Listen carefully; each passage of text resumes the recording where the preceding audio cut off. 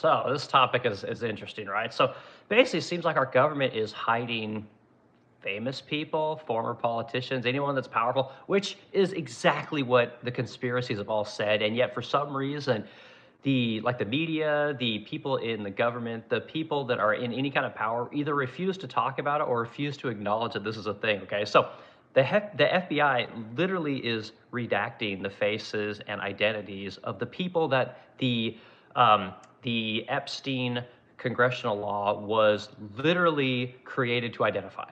Like it, and I put the picture in the title or the thumbnail for this particular thing. So I got a couple of posts here pulled up. I'm going to go over the exact verbiage of the law that was put in place, or the bill, whatever you guys want to call it. It's literally called the Epstein Files Transparency Act. Okay, so I'm going to read the exact verbiage of it.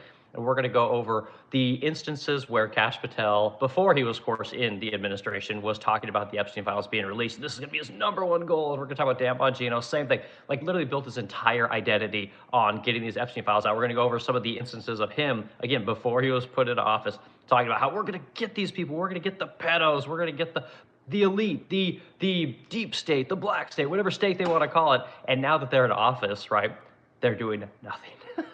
So we'll go over the instances of them defending it after, and we're going to identify exactly what's going on here. I think people kind of know what's going on. This is another situation where the conspiracies are true, right? The people on the internet are putting all the pieces together, and then the people in power can't work fast enough to dismantle all the pieces that are being put together, right? You guys remember what's happening with the Pizzagate thing? Like, all that shit's true. Everything we thought about we were dealing with the pandemic, all that shit's true. Like, it's all freaking true. And again, the people in power, they cannot work fast enough to dismantle the aggregation of information on the internet. So anyway, that's what we're talking about today. It's going to be awesome. I've got my coffee. I'm waking up. I'm ready. I'm raring to go. Let's get the conversation going on. Let's hit the like button, add the discussions, and let's bat all these things around. I'm going to do my best to get the comments in and go back and forth with everyone. Let me know what you guys are thinking about this whole Epstein thing, because we can't let the subject go. Like, the subject has to continue to be talked about. It's talked about all over X. It's all over the internet, and we're going to keep pushing this topic forward because it's super duper important that we get the transparency of all this information out into the public, because the people like Bill Clinton need to go to jail. Hillary Clinton need to go to jail. William Barr needs to go to jail. Howard Lutnick needs to go to jail. So like Kash Patel, Dan Bongino, all these guys, their careers need to be destroyed. They need to go away, because you can't build your entire career on something and then lie. That would like be me as a furniture maker, telling everyone how to make furniture and telling everyone that I'm going to make the most beautiful furniture. I'm going to show you how to make the furniture. Buy my course, buy this, buy this, buy this. And you guys put all this faith in me. And then I turn out to not actually be a good furniture maker, or not actually do what I say that I'm going to do, right? You lose all credibility, So that's the stuff we're going to talk about today. I got my coffee.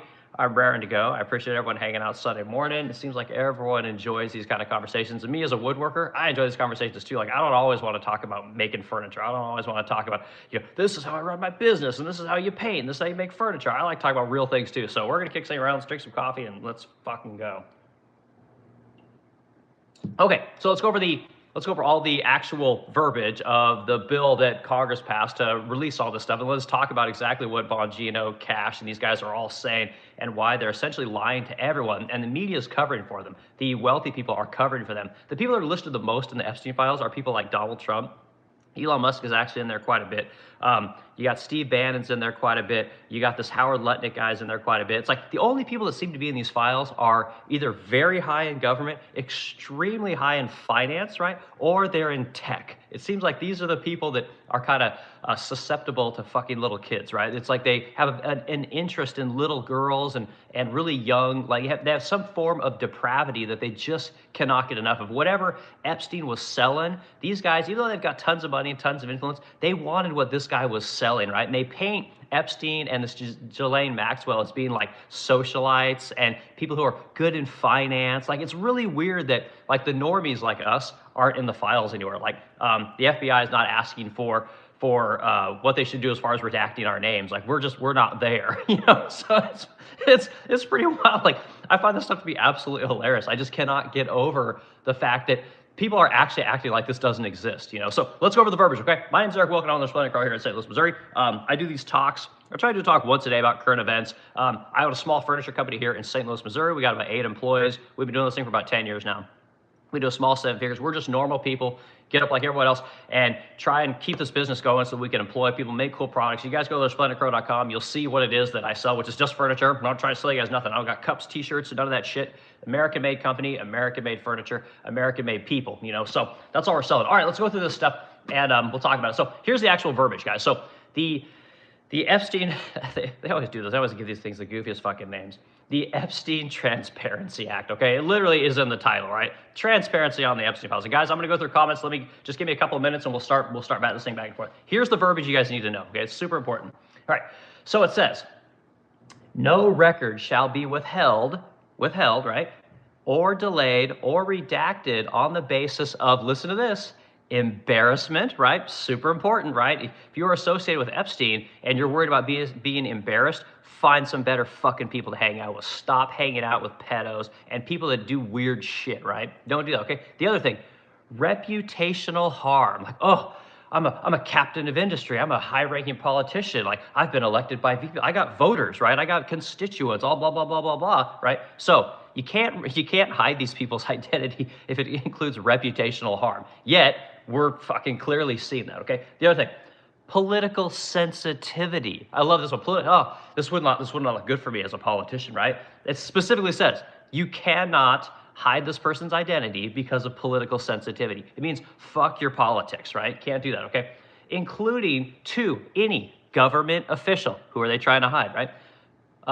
Any government official, any public figure, right? We know the celebrities are in here, right? For some reason, the celebrities get special treatment, like that's like the part of being a celebrity is you just get all this special treatment. So, or foreign dignitary. We got a lot of people in these other countries that are into this kind of stuff. You guys notice that over in Europe, they're actually, when people find out they're in these Epstein files, the people have enough fucking like dignity that they're resigning from office, right? They're saying, yeah, I fucked up, I'm out of here, my bad, I did this thing. And again, it's not like people are continuing to go after these people. They're owning up to it and they're moving on, right? Here in America, we're acting as if we can beat this thing, or I shouldn't say we. These people are acting like they can beat the system here in America, right? With the aggregation of information on the internet is so fast that the politicians and the people that cover this shit up, they can't move quickly enough to change the story, to move the storyline. You guys are seeing that the media right now is literally trying to talk about anything other than this Epstein files. Like I said it the other day, like everyone's talking about the stupid Savannah Guthrie issue, which is like horrible. Like no one would want their mom to disappear, and we would all want help if anyone in our family disappeared. I get it, but the media isn't supposed to focus so much on one single micro story. Like there's this big, massive thing going on here in the world right now, this big, massive cabal of people who are essentially doing depraved, degenerate shit, and they're trying to hide it, right? And there's a lot of talk about the federal government could potentially be in a state of collapse if all these people got named. And again, as someone who pays taxes and who is really into politics and cares about the events here in America, like I want all these fuckers to go. Like if the government collapses, trust me, there will be people to come in and take care of this thing, right? But these people have got to go. This stuff's probably been going on for 20 years now. And again, every successive government that comes in, they're all in on it. They all know what's going on. They all buy into this shit, and then they all become essentially blackmail, right? They fall prey to this, what is essentially a honeypot kind of a situation, right? Especially the men. And again, I've talked about this before as men and people that have vices, like this Trump guy. Trump is an interesting dude, right? Doesn't drink, doesn't do drugs, is on record, is never like that thing. But as a man, like every man has a vice, and his vice is clearly pussy, and it's just like, that's his thing, and whatever, like, everybody's got one. Some people it's gambling, some people it's drinking, some people it's drugs. His is clearly women, right? And that's how they got this guy, this Howard Lutnick guy. Again, the fucking, I cannot believe we have the Secretary of Commerce in America is next door neighbors with this Epstein guy, is literally on camera saying, oh, I don't want to be around this guy. This guy's terrible, blah, blah. And then you look at the emails, the fucking guy's in there talking to Jeffrey Epstein like he never said this shit, like he's never been on record saying this. He just never thought that anyone was going to find this stuff out. And again, now people are starting to see like, oh my God, this guy is a complete piece of shit. Do you hear anybody on Fox News saying, get this fucking guy out of there? Do you hear anybody on CNN saying, get this guy out of here? Do you hear anybody other than on the internet? Do you hear anybody say these people need to go? Donald Trump, you got to go. I voted for Donald Trump. I'm a 10-year supporter of this guy. I really respect what Donald Trump's father did for him in giving him money, leaving him a business, leaving him something for his kids. As someone who owns a business, I want to do the same thing. But as far as I'm concerned, that guy's got to go.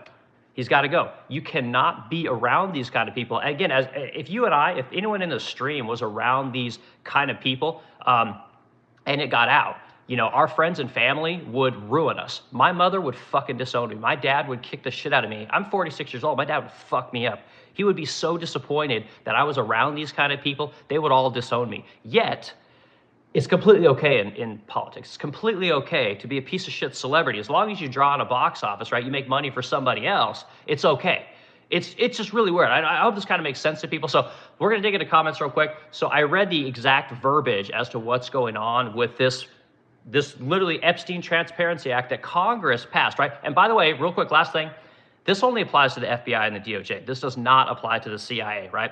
And I think it's pretty obvious that Epstein has a link with Mossad, right? This is the intelligence agency in Israel, right? Probably MI6 over in British. There's probably several of these agencies that are all running some kind of honeypot to get everybody, to get dirt on everybody, right? So that no one can snitch on anyone, because then you snitch on everyone. I think that's really what's going on. If you dig into people like Robert Maxwell, who's Ghislaine Maxwell's father, the guy's clearly a spy. It's very well documented that he was an agent for Mossad. They think he might have been with Russia and MI6, so like a double or triple agent, but clearly the guy was well documented to be an agent for the Israeli government, So there's definitely a connection there. This Ghislaine Maxwell, they list her as a socialite. She's also a fucking piece of shit. But again, she's the only one that went to jail, right? Epstein went to jail, but essentially either disappeared or died, right? We don't know exactly what happened there. It's odd that everything around this guy, there's always some kind of an issue, right? It's never very clear. So, okay, we read the text. Let's go through comments. Guys, you're in the discussion, hit the like button. I always tell people, remember to hit that like button. It helps kick it around to everybody, and then we get a really good, we'll get 400, 500, 600 people in here talking about this topic, and it's a lot of fun to go back and forth. So, all right, let's go. We'll take the early comments. I'm going to run through comments here. All right. The truth or denied. I'm taking a mean morning poo. Just push. All right, man. Cool. Thanks. Hit the like button there. The truth hurts. We appreciate it. Again, add to the discussion if that's what you're doing this morning. Good for you. All of us are here to talk about this kind of thing. So, okay. Oh, this is Cool Cat Gaming 96 Bombaclad. I don't know what that means, but very cool, dude. Son's in here. Son, good. Glad you're here.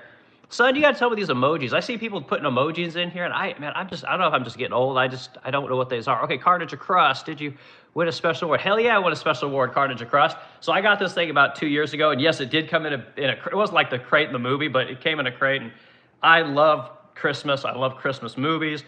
I'm a big fan of Christmas Story. I'm a big fan of National Lampoon's. I love Christmas music. Like, I'll listen to Mariah Carey throughout the year. Like, there's something about Christmas that is just, it's magical. I don't know if you guys, have the same kind of memories. Like, growing up in the 80s, like, going to the mall, seeing all the Christmas trees, and a lot of people look back on this stuff as kind of being corny, right? Like, I really liked it. I don't know why. And I don't decorate for Christmas, but I do like to go to the mall. I do like the smell of the Christmas, spirit, whatever you want to call it. It's pretty dope. But yeah, I love that lamp. Okay, this is Midge Dollarize 3180 says hello. Hello, Midge. Good to see you, dude.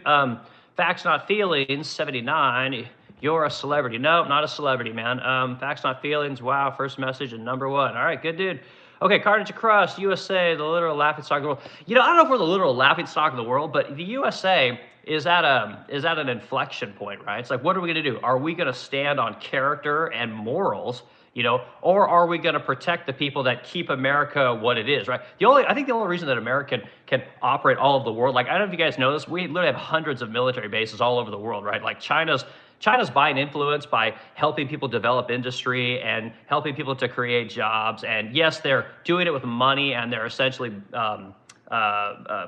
putting these countries into debt to China, but they're at least doing something.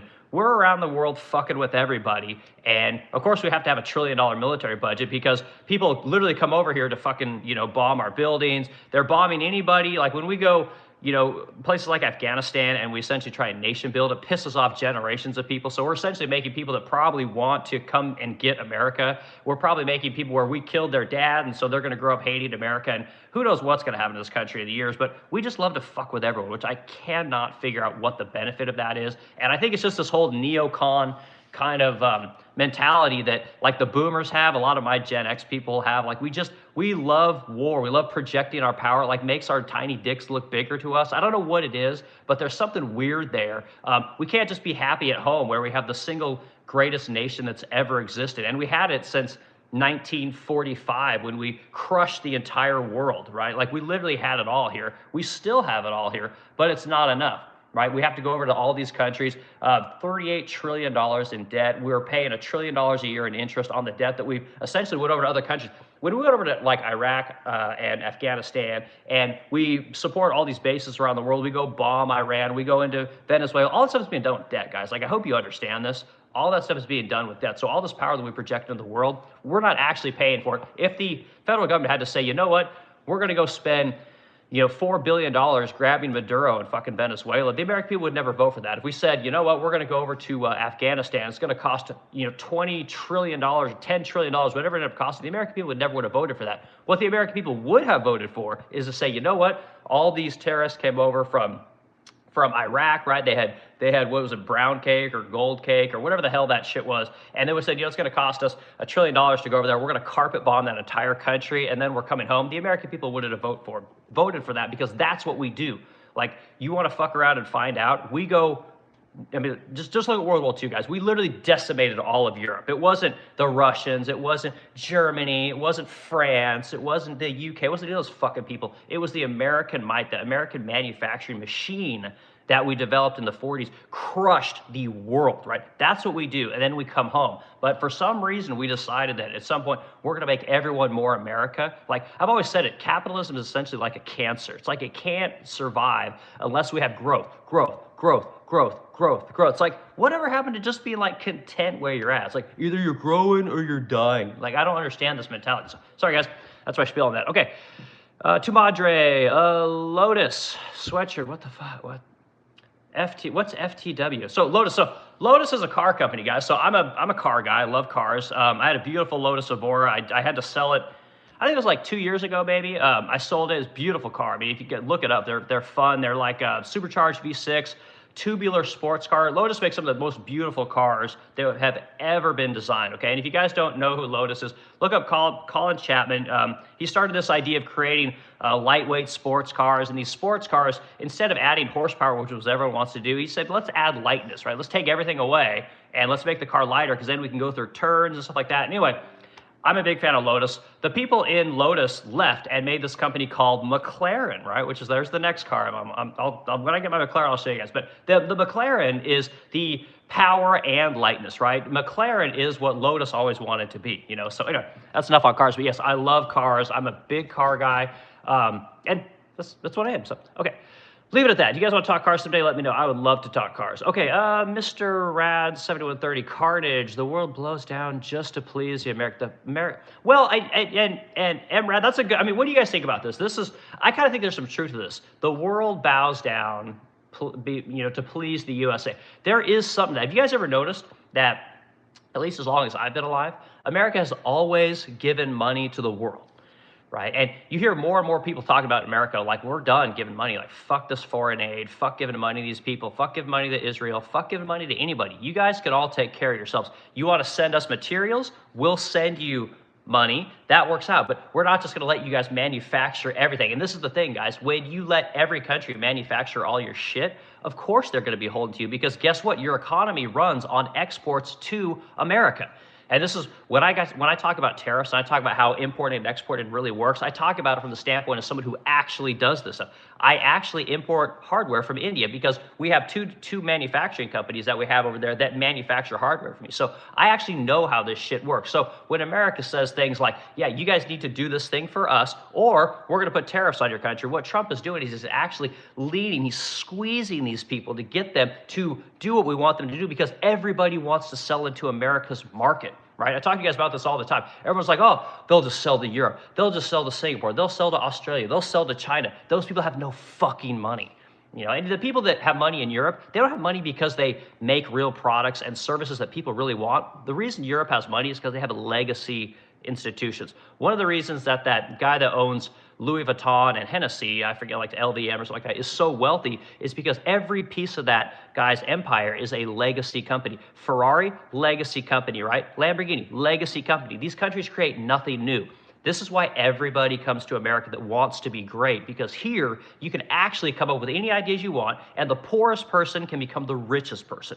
And anyone that doesn't believe that, look at my story. Grew up in a fucking trailer in Oregon, you know, relatively poor, somehow figured out how to make something into my life late into my 40s. I found the right person, I got around the right people, and I learned to do something really well over 20 years and turn it into a business. That's what anybody can do in America. The wealthiest person in the world is not even an American. He comes from South Africa, right? Immigrates here to America where he can actually do the things that he wants to do, right? We create more millionaires and billionaires here in America than anywhere else in the world in the history of humanity.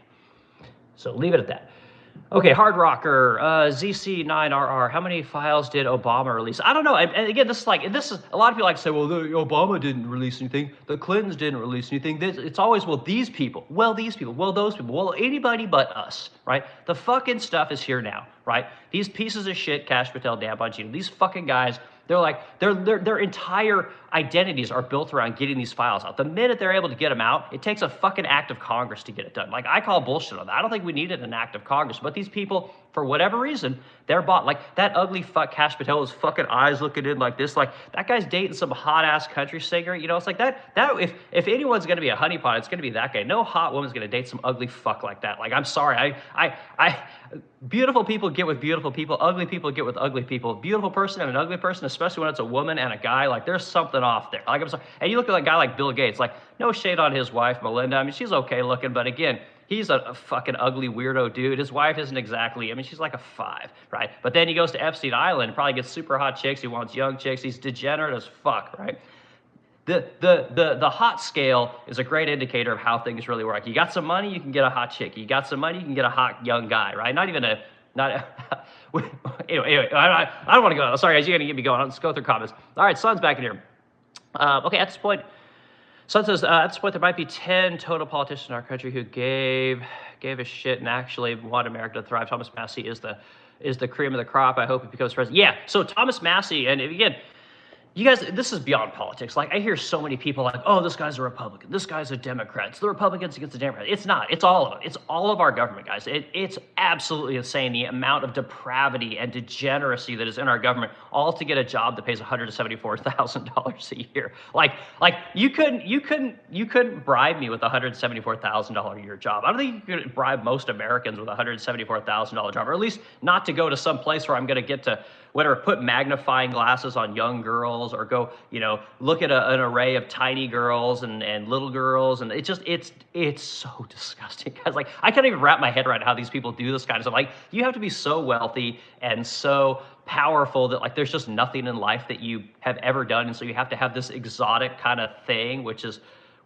like, again, wood chipper, right? Hashtag wood chipper every fucking one. All you need, 1 or 2 people, put it on pay-per-view, throw them into the fucking wood chipper, and give the money to the victims. Again, America would love to pay for that. You want GoFundMe? I got Go Wood Chipper. Like, let's go. GoWoodChipper.com. Let's go get it. Let's get these fuckers, throw them in there. Because clearly, if it's okay to go diddle little girls, like, why the fuck wouldn't it be okay to go put someone in a wood chipper? Like, at least we're getting something beneficial. Might scare the future politicians a little bit into doing this degenerate shit, right?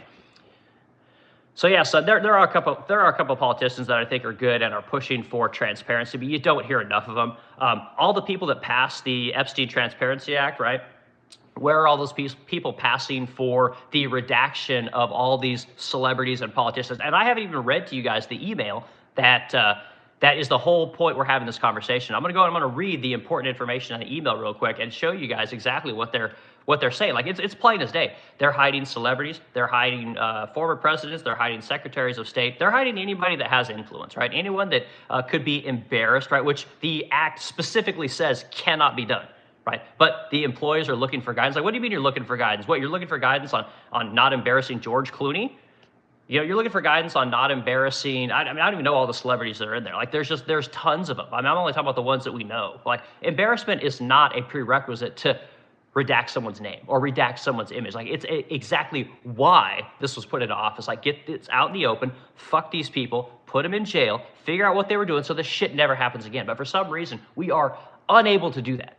the politicians, again, like the politicians supposedly had constituents. Like you can't tell me that there's not one politician in this country whose constituents aren't screaming from the fucking rooftop saying, you fucking get this done. Like I don't believe it. I don't believe it for nothing. And the truth is that when you try and vote that one politician out of office, the two choices you have, the Democrat and the Republican, they're both shit. They're both not going to allow this information to come out. It's like you could vote for this one, it's going to give you welfare. You could vote for this one, it's going to cut your taxes. But both of them are never going to expose this shit. And that's really what's going on. So let's go through this email real quick. I want to show you guys the important information that we have. I just want to go through the text so that you guys understand exactly what the problem is here. Okay, so in the FBI, they have this redacted document. This document states that these FBI agents are looking for clarification on who to redact and who not to redact. Like they got to ask their fucking boss, like, is it okay to hide the identity of a George Clooney? Is it okay to hide the identity of a Howard Lutnick? Is it okay to hide the identity of a Bill Clinton, Hillary Clinton, whatever Clinton? Like, is it okay? Like, again, the way the law is stated, it's not you're supposed to ask your supervisor. It's, does it embarrass them? Does it affect their political career? These kind of things you cannot redact for these reasons. Okay, here's the verbiage. Listen to this. All right, so it says that some photos depict victims known, unidentified, females and males, former U.S. presidents, secretaries of state, and other celebrities. The software does not IA facial recognition to assist with the identification of some of these public officials and celebrities, right? So again, are the celebrities, are they victims? Are the former presidents victims, right? Where's the politicians that are beginning to look at this information? Where's the people that actually know what's in here? Where's Kash fucking Patel, who clearly knows what's in here? Where's Dan fucking Bongino, who clearly knows what's in these documents? Where are they? Where are the people asking for, are these people victims? No, good, get their names out there. Did these people get diddled, right? No. Did they have their fingers cut off? Were they blackmailed? That's okay, but clearly nobody's saying that. Nobody gives a fuck about these little girls, right? These little boys, these little kids, these people that clearly were part of something that was really wild. And my guess is it's because it affects the U.S. government, it affects the Israeli government, probably the European governments. It affects all these people, and they're all in this stuff together. And it's a way to trap people into getting what you want done. And it's fucking got to stop. Like, some people have got to be willing to say, you know what, redact this shit. Redact it. Or excuse me, unredact it. I said that incorrectly. If you guys are in the stream, hit the like button, add to the discussion. Let's keep kicking through comments. And I've got Jelaine Maxwell up here. I've got Robert Maxwell up here. And I've got a whole bunch of instances where Kash Patel is saying, get these files released. Dan Bongino, get these files released before they were in office. Then we got a series where I got a whole bunch of instances where their attitudes have completely changed. Once they're in power, it's like, oh, wait a minute, you're a part of the fucking problem now. I got to change my tune. It is impossible to go 180 degrees on anything. I mean, you got to have some information that is just undeniable. And these guys haven't presented any of it. You know, and you got this fucking Dan Bongino dickhead going out there saying, oh, you're anti-Semitic if you think that, that Israel's a part of this. Like, go fuck yourself, dude. Like, you're super popular based on the fact that you're like, go get him. Go get him. You're Secret Service. You're this badass. Go get these people. And they're like, I'm going to go in there. I'm going to get them. You go in there, you do fuck all, right? And you come out and you're like, oh, at least I tried. At least I did. Like, yeah, there's nothing worse than someone, you know, talking about how great they're going to be. They get the opportunity to be great and then they do nothing with it. Right? Because it means that all of us are invested in you being that person that we thought you were going to be. You are going to be fucking Luke Skywalker. You're going to go slay Darth Vader. You get in there, and then you're like, well, Darth Vader's not that bad.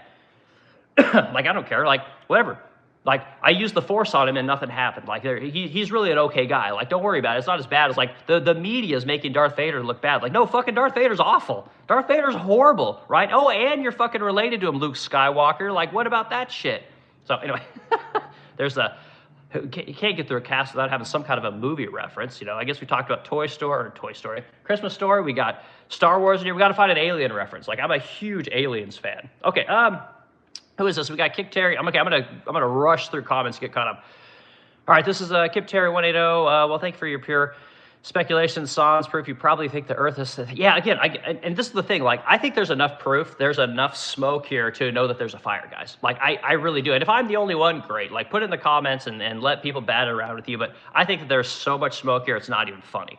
You know, it's just there's just too much going on. That's the great thing about the internet is that it's give you 1 or 2 points, right? It's very difficult to, you know, find where the line is going. But when you have 1,000 points, like, the line becomes almost undeniable. So, all right, the Michael's 283, great with the choice. Did But what choice did he have? If the media did their job, they would be heard of. And the media's not doing its job, guys. Like, I think that's pretty obvious, right? Like, we know that this Barry Weiss chick, is super pro-Israel. Have you guys noticed that CBS never has anything bad to say about Israel?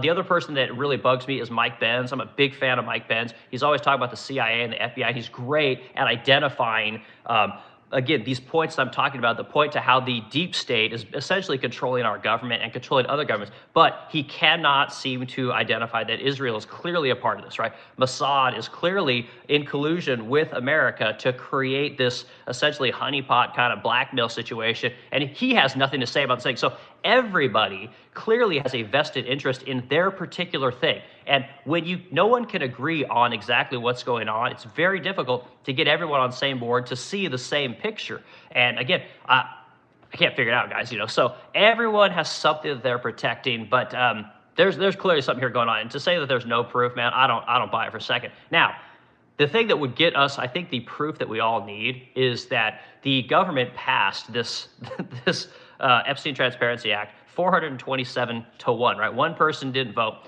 They could do the same thing with the CIA, right? So if you guys don't know this, the files are only, they only encompass the Department of Justice, which does not include the CIA, right? So it's only essentially FBI documents. The government needs to go back in and pass another Epstein Transparency Act 2.0, because we just love doing things 10 or fucking 50 times, to get the CIA documents, right? This would be the stuff that's literally on the outside of the United States. So you would know about MI6, you would know about Mossad, you would know about whatever the frickin' the French one is, I forget what they're called. You would know about these other governments that are involved with this particular operation. I think that would really help as well. But the final thing is we need someone like a Thomas Massie or someone to come in and start naming names. We need the people, which there are people that are what they call survivors. We need these people to come out and say, look, this is what happened. Here's who I was with. And then literally it's just a simple, okay, well, you saw this person. His name was whatever, Tom Flea.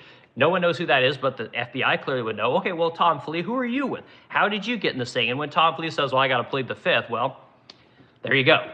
So the simple investigations are not being done by the FBI, which I find to be really odd. Like no one's going to Howard Lutnick and saying, hey, dude, you said this on camera back in 2008. Well, then here clearly in 2011, you're hanging out with Epstein, you're asking when you come to the island. Oh, wait, and you guys were in business together. You also lived next to each other. Like, we got to dig into this a little bit. Again, no one gives a fuck. The guy's the fucking Secretary of Commerce. How is this guy allowed to be in government? Like, there should be, where's Congress saying, dude, you got to go. Like, we're going to oust you. We're going to put together a committee. We're going to get you out of here. What is it? Impeachment, I think is the process they got to use. Like, there's none of that. Even Trump, you're named in this thing, 1,000 times. You need to sit before Congress. You got to answer some fucking questions. We're just going to go through all these documents and we're going to ask you some questions. What are you going to claim? Presidential privilege? Like, for what? You weren't in office when this shit happened. Like, don't give me that presidential privilege shit. Like, these fucking people hide behind everything. They hide behind sources and methods. They hide behind confidentiality agreements, NDAs, all this kind of bullshit. And it's got to stop, guys. The government works for us. The government doesn't work for the people in power. And clearly that seems like what's going on, okay?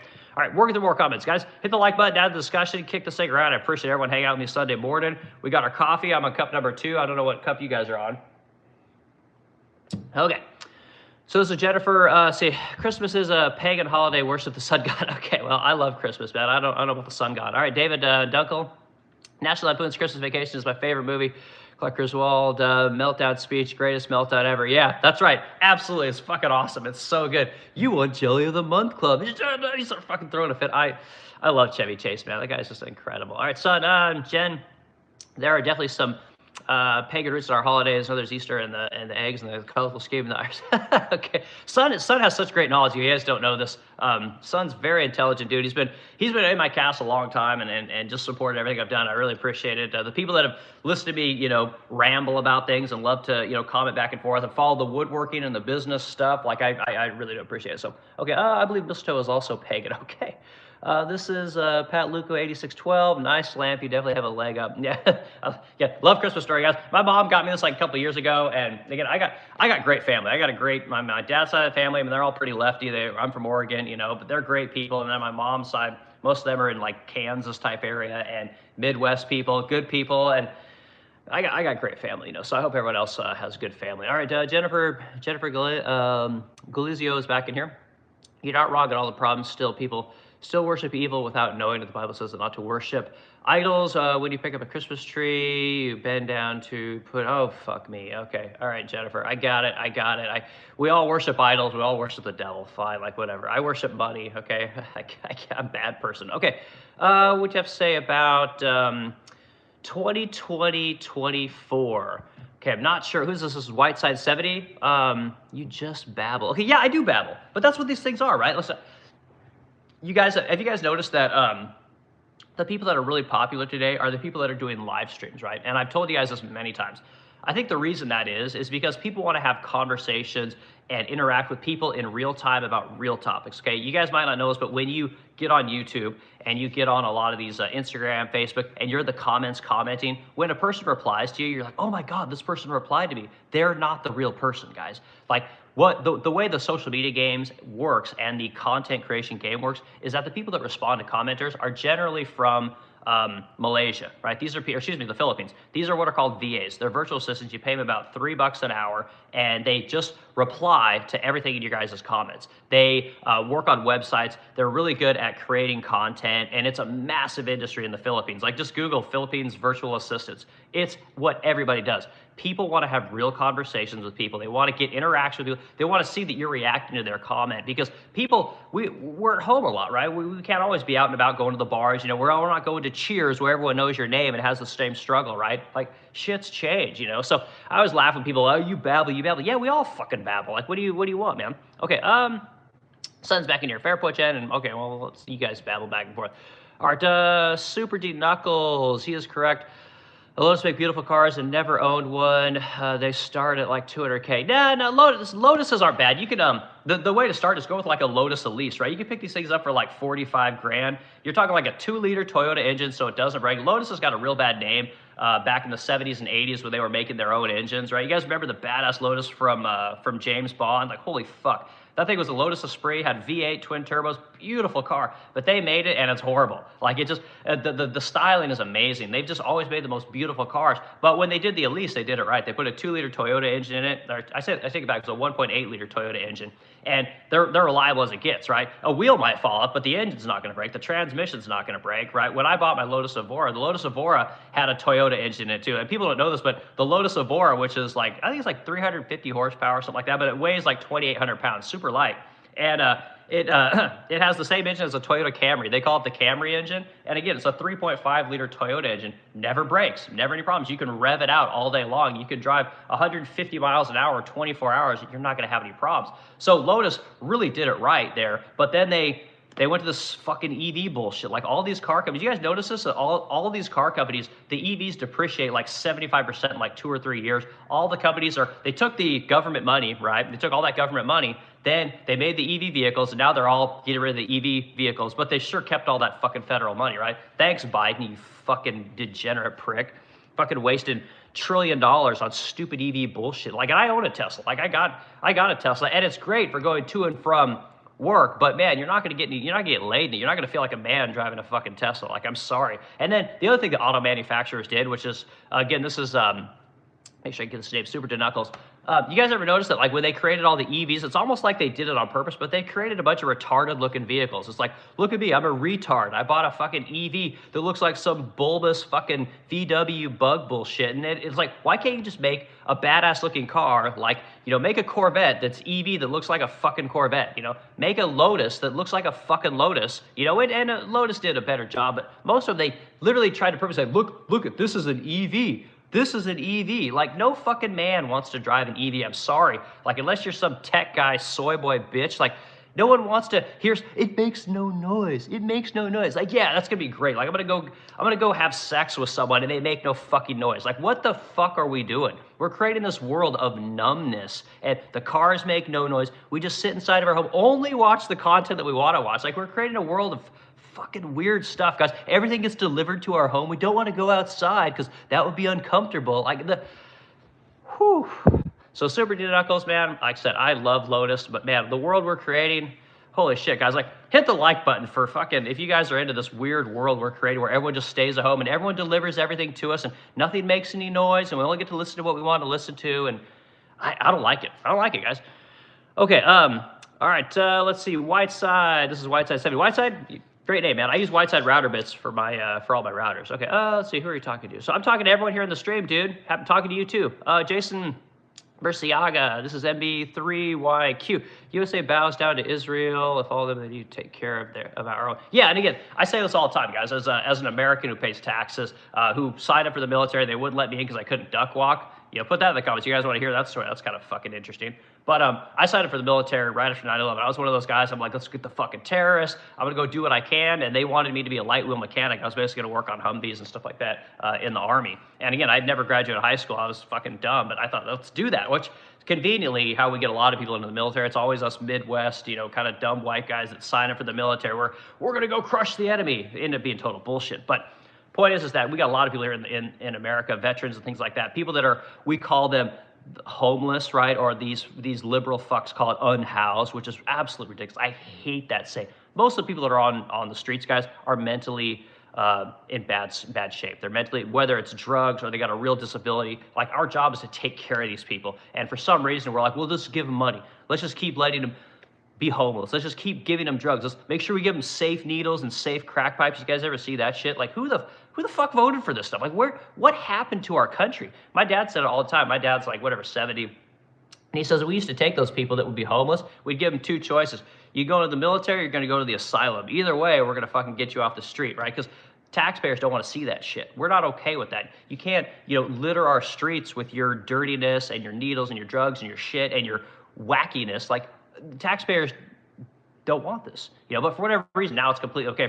We're so soft as a society. We're just like, oh, let him be. And here's $1,500 a month to, perpetuate your degeneracy. Like, it's really weird. Again, as someone from the West Coast, again, grew up in Oregon, spent time in California, spent time in Washington, a lot of family in Washington, family in California. California has destroyed the West Coast. This mindset, this ideology, where again, all this stuff happens, it has moved north into Oregon, right? Raised the prices of all of us. Most of us that were normal people, the Californians bought all of our homes, brought their fucking degeneracy into Portland and all of our big cities. I apologize. They brought their education, their academic ways up north into Oregon, fucked up our colleges. Our college people got into politics, and now the people that run these places are promoting degeneracy, whether known or unknown. They gets up into Washington, same thing, promotes degeneracy. We end up with an entire coast in our country that has luxury beliefs, right? The beliefs, we got plenty of money for everyone. You want to be a degenerate? Well, it's okay, it doesn't affect me. Yeah, people see that shit. They don't like it. It's not good representation of our country, okay? So, all right, but yeah, the whole Israel thing, like, I think we do probably bow down to Israel quite a bit. But again, I don't think it's as bad as we think it is. I think that now the honeypot thing, this whole Epstein thing, I think that blackmail is a real thing. And I think countries blackmail each other all the time.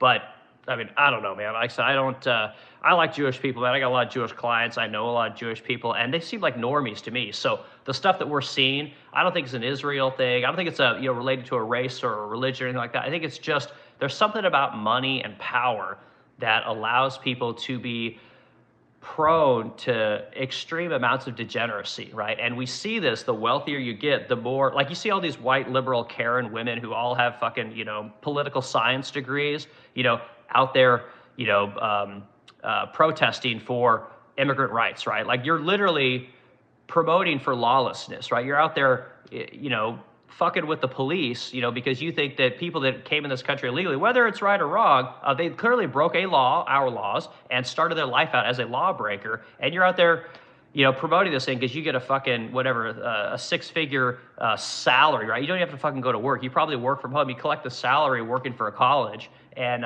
you have this fucking degenerate mindset. And there's something about this whole academic, wealthy, elite kind of, you get in these circles and you all fucking jerk each other off, and suddenly you think that you know everything, and you forgot about the normies out here, the people like us who grew up poor, who didn't have a lot, We're like, what the fuck is going on? Like, if this happened to me, you guys would come after me at a heartbeat, right? If I break the law, you're writing me a ticket. You're sending me to jail. If I don't pay my fucking taxes, you're coming and taking my home. If I don't pay the increased property taxes you're coming, you're taking my place. Like, it's really wild. Yet, if you're one of these elite fucking rich people, like, the rules don't apply to them. Or there's people that will protect you, right? Because you're a part of this academic research circle, or you're part of this titans of industry, or this political circle.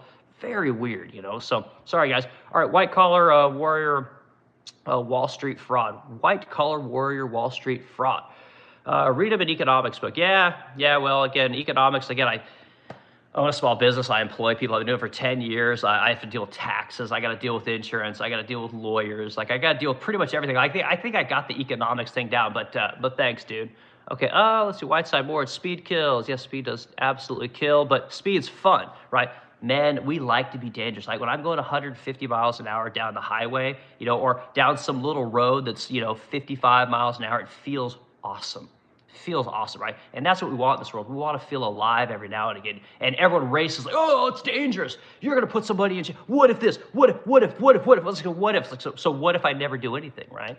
What if I put the government, you understand this? Like new cars have government sensors in them now so that the policeman can basically just shut off your vehicle instead of chasing you, instead of letting you have a little bit of fun, they can just shut you down. Like if they see like my Tesla, like every time I go over 55 miles an hour, the fucking thing beeps at me like a bitch.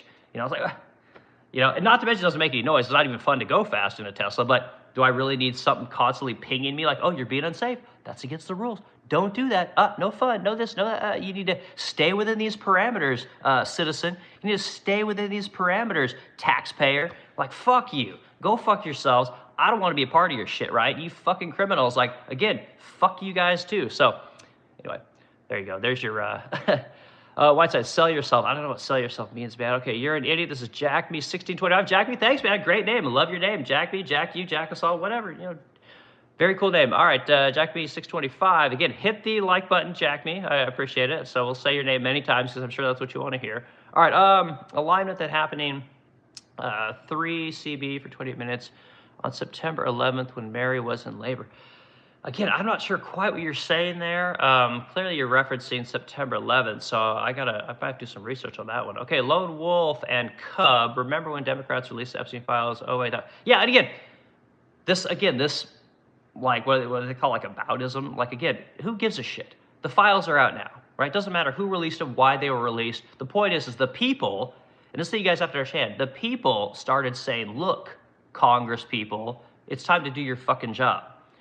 We passed the Epstein Transparency Act, right? We did the thing that the citizen asked them to do. And now the government is pushing back and saying, no, we're not going to, we know you voted for this and you were very clear as to what needs to be released, but we're not going to do it, right? And again, the people that pushed for it the most, the very public people like Dan Bongino and Kash Patel, they don't have anything to say about it, right?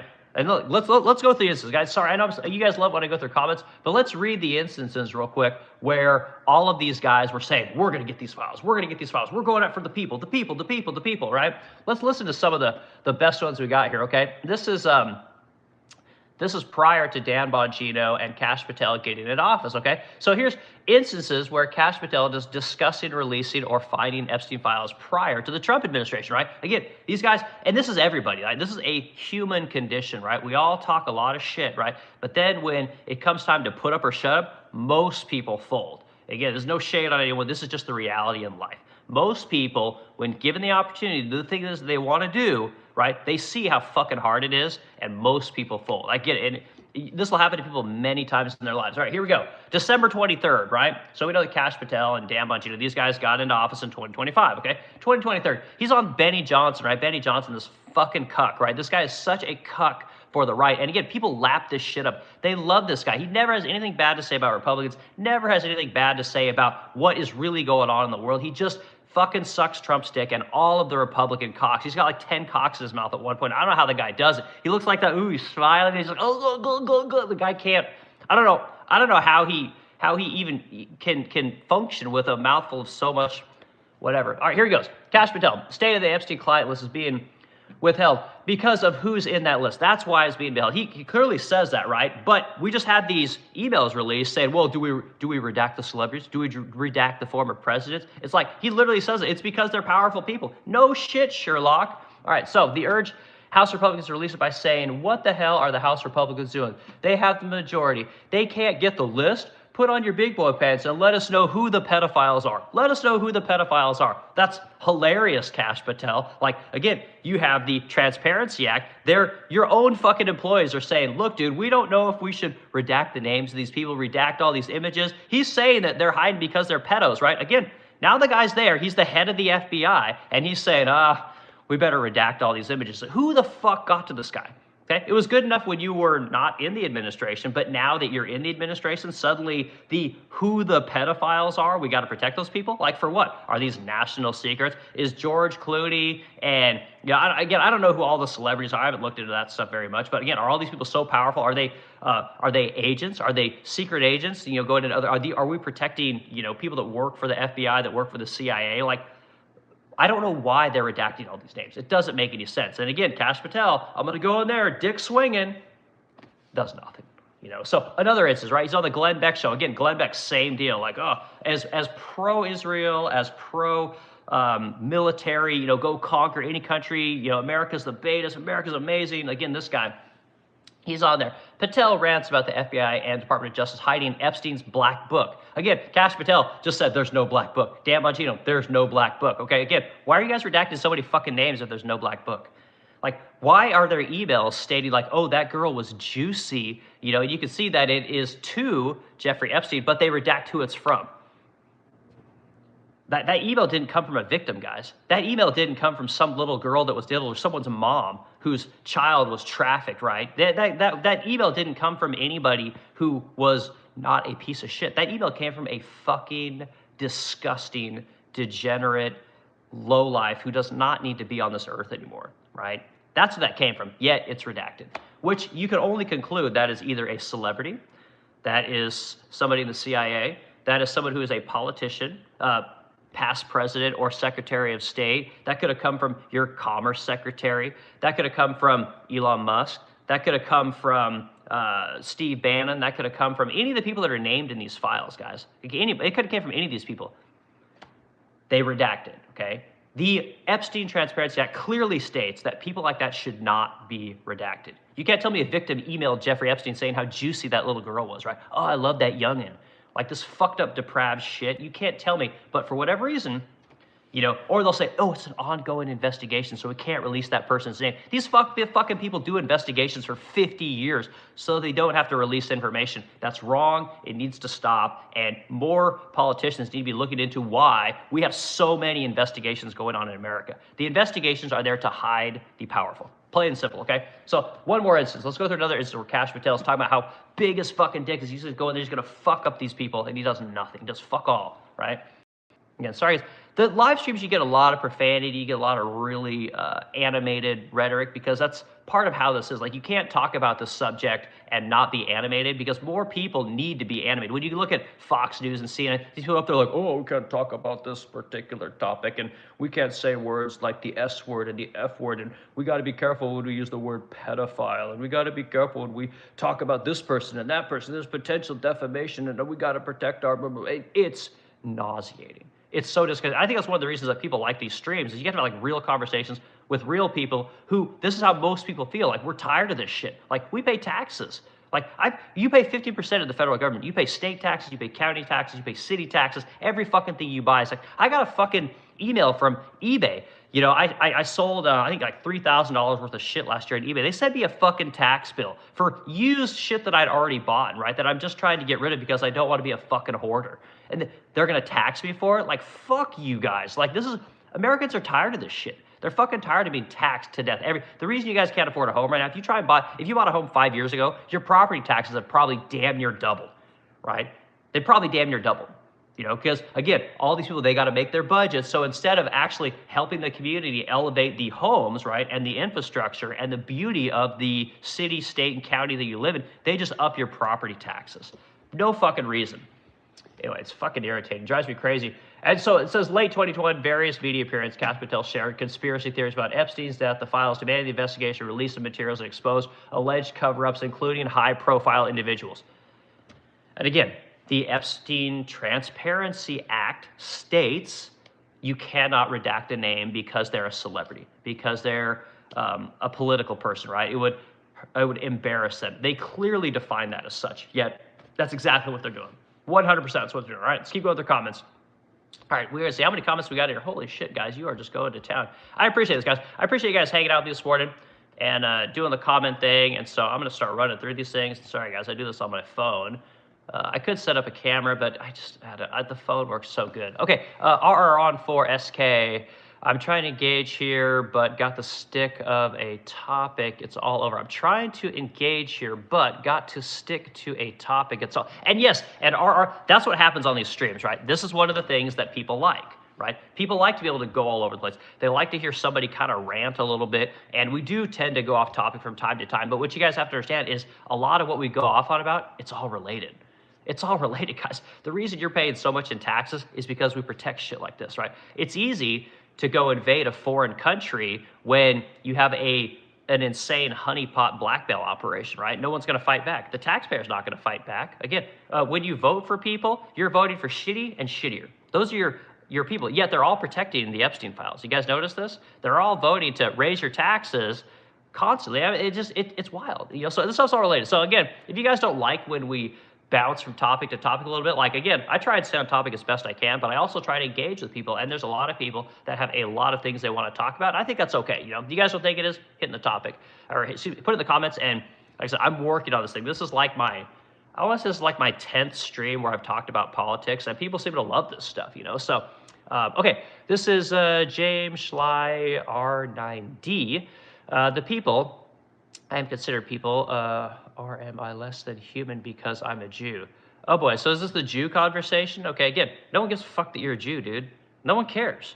Like, you're a fucking Jew. Okay, you're black. You're whatever. You're, you know, you're from the Middle East. Like, you're Syrian. Like, no one gives a fuck.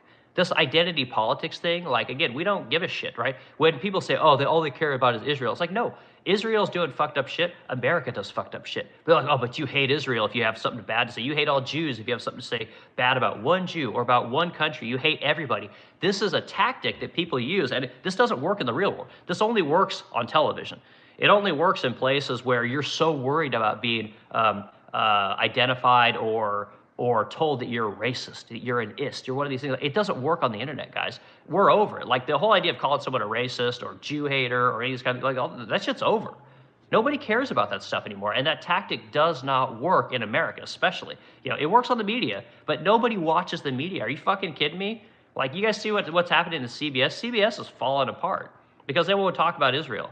You can't do that as a media organization. You have to talk about all topics fairly and accurately. Fox News is dying, guys. If you guys don't understand this, the idea of the boomers watching cable, like, they're the ones watching cable. That's why when you watch all these news networks, it's nothing but boner pills, gold, every drug that's imaginable. I did a stream talking about who advertises these companies. It's all insurance. You know, get your life insurance. It's all pandering to old people. That's why when you watch all the news agencies on Fox News, they're all fucking hot chicks with long legs and high heels, because that's what old fucks want to see, right? When you go over to CNN, again, liberal people, they want to see lesbian chicks over there. That's why you got all these lesbian chicks and lesbian or gay dudes. It's really weird. But on the internet, we're all just people. We all just have regular conversations. Like, I'm a normie dude. Everyone that's on here, I'm sure, is very normal, you know? So again, we don't care about, I'm black, I'm Jewish, you hate Jews, you hate black people, you hate women, you hate lesbians. Like, we don't hate anybody. We just want to live in a world that's not full of fucking degenerates. When we pay our taxes, we want to know that our taxes are going to go help our neighbor. We want to know that our taxes are going to go help our veterans, right? We don't want to go help some fucking degenerate pay for some war that none of us really want, or go bomb some country that no one voted for, go snatch some leader, you know, go pay for a country we don't even want, you know? Again, these people are there to form arguments, create division within the people, and it's slowly breaking apart, guys. I hope you guys see this. It's slowly breaking apart, okay? This is Dusk LVR. Nothing will happen to the predators. There are rarely justice for survivors. You have to get your own justice. You know, and there's a version of that. I don't disagree. That's why I always talk about the wood chipper, right? And the wood chipper is not my thing. The wood chipper thing, as far as I know, is from Andy Frisella, who's also lives here in St. Louis. Is one of the wealthiest people in the country. I believe he started First Form. Great dude. Talks very much like I do. Has a very similar opinions. Wildly successful guy. Go watch his. He does the like the Andy Frisella talk. Just Google Andy Frisella. I forget what he calls his podcast. But again, another business owner, wildly successful, and talks about real shit. You know, and talks about accountability, and talks about how we got to get back to taking care of our people, the people in our neighborhoods. You know, that's why I talk about small business so much as a small business owner. Like, small businesses, that's literally our job, is to elevate the people around us. It's not to bring fucking people in from India, to bring people in from China, right? We're not supposed to bring people into our country to make our country better. We got the people here. We got plenty of people, guys. I don't know if you know this or not, but why do we have to bring 600,000 Chinese people in here to support our colleges? Like, who the fuck? I didn't vote for that. Like, why are we sending our tax dollars to colleges to bring the third world in here, educate them so they can then compete against us? I don't think that that's right. I don't think that's right at all. Why are businesses bringing in people from the third world to do jobs that Americans could do? Because again, we have the greatest colleges in the world. Why are we training our own people to do this work? Well, they don't want to do it. No one wants to do this work. I call bullshit. They won't do it for the wage that we're, that they won't do it for the wage that that we're willing to pay. Okay, well, up your fucking wage. Well, that kills our profit margin. Well, fuck your profit margin. Your people are more important than your profit margin. But here we are, So again, sorry, that might be a little bit off topic, but it's true. Okay, let's see. Jennifer Galizzo is in here. STFU, you don't know what you're talking about. Somebody watch Benny Johnson. You'll learn something about homeless people in California. Again, I'm from that part of the country. You can't fucking tell me anything about the West Coast, dude. Like, I'm sorry, Jennifer. California's wasted $24 billion on fixing the homeless, okay? It's only gotten worse, okay? That means that the people there aren't doing their job, right? And the reason they're not doing their job is because there's an actual industry in catering to the homeless. I don't know if you guys know this or not, but on the West Coast, it's very well known, especially in Seattle.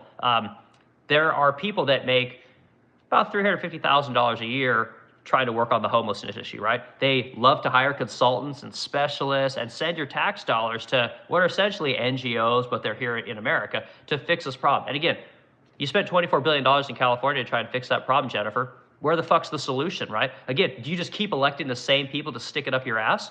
Where is your accountability? Why are you not calling these people in for hearings in your state representative, in your state government, and saying, where the fuck did all of our money go? Again, you guys love to waste money in California. It's your favorite thing to do, right? You're $20 billion to your railway that went nowhere. And I think I saw Gavin Newsom actually talking about doing this light speed rail again. He wants to throw more money at it, right? Because again, where are you guys, where's the accountability for all the money you guys spent? Your taxpayers should be fucking pissed that you blew that much money. I had a guy here the other day telling me, oh, California is the most wealthy state in the world. We're fifth wealthiest state in the world, right? The wealthiest state in America. It's like, yeah, you guys are bleeding people. You're bleeding the thing that made you guys great, which are people that create shit.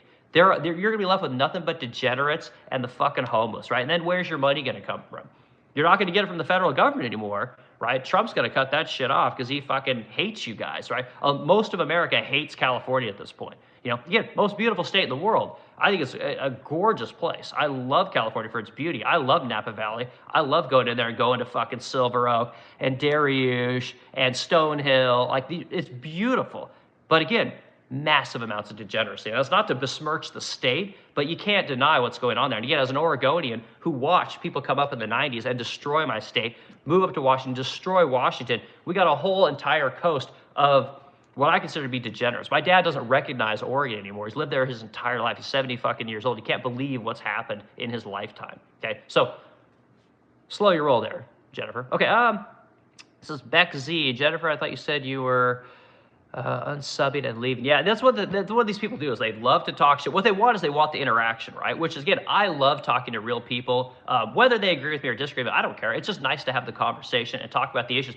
I like talking about the Epstein thing, but I'm tired of listening to Benny Johnson or Derek Evans or even Alex Jones at this point try and tell me that, we got to have transparency, Epstein files, and then they focus on, Susanna Guthrie, or they're going to focus on, some issue in China, or they're going to focus on the World Trade Organization or something I don't give two shits about. Like, they literally deflect the most popular topic in America, which is the Epstein files, right? And again, Benny Johnson did do an interview, I think it was with Mike Benz, but again, Mike Benz clearly doesn't want to talk about Israel for whatever reason. As smart as this guy is, talk about the deep state, he wants nothing to do with the Israel side of it, which is suspect to me, because I think that everyone's involved, to be quite honest with you. Okay, who's this in here? We got Noreen, K&ID. Hello, Noreen, good to see you. Dustin, 5MD, laugh out loud. Dustin, good to see you, man. Guys, hit the like button, add the discussion, kick the comments around. It's fantastic for the stream. It draws more people in, and we can have more of these conversations. So, Martin Moore, 5335. They got to Patel and Bongino. And again, I don't, like, who is they?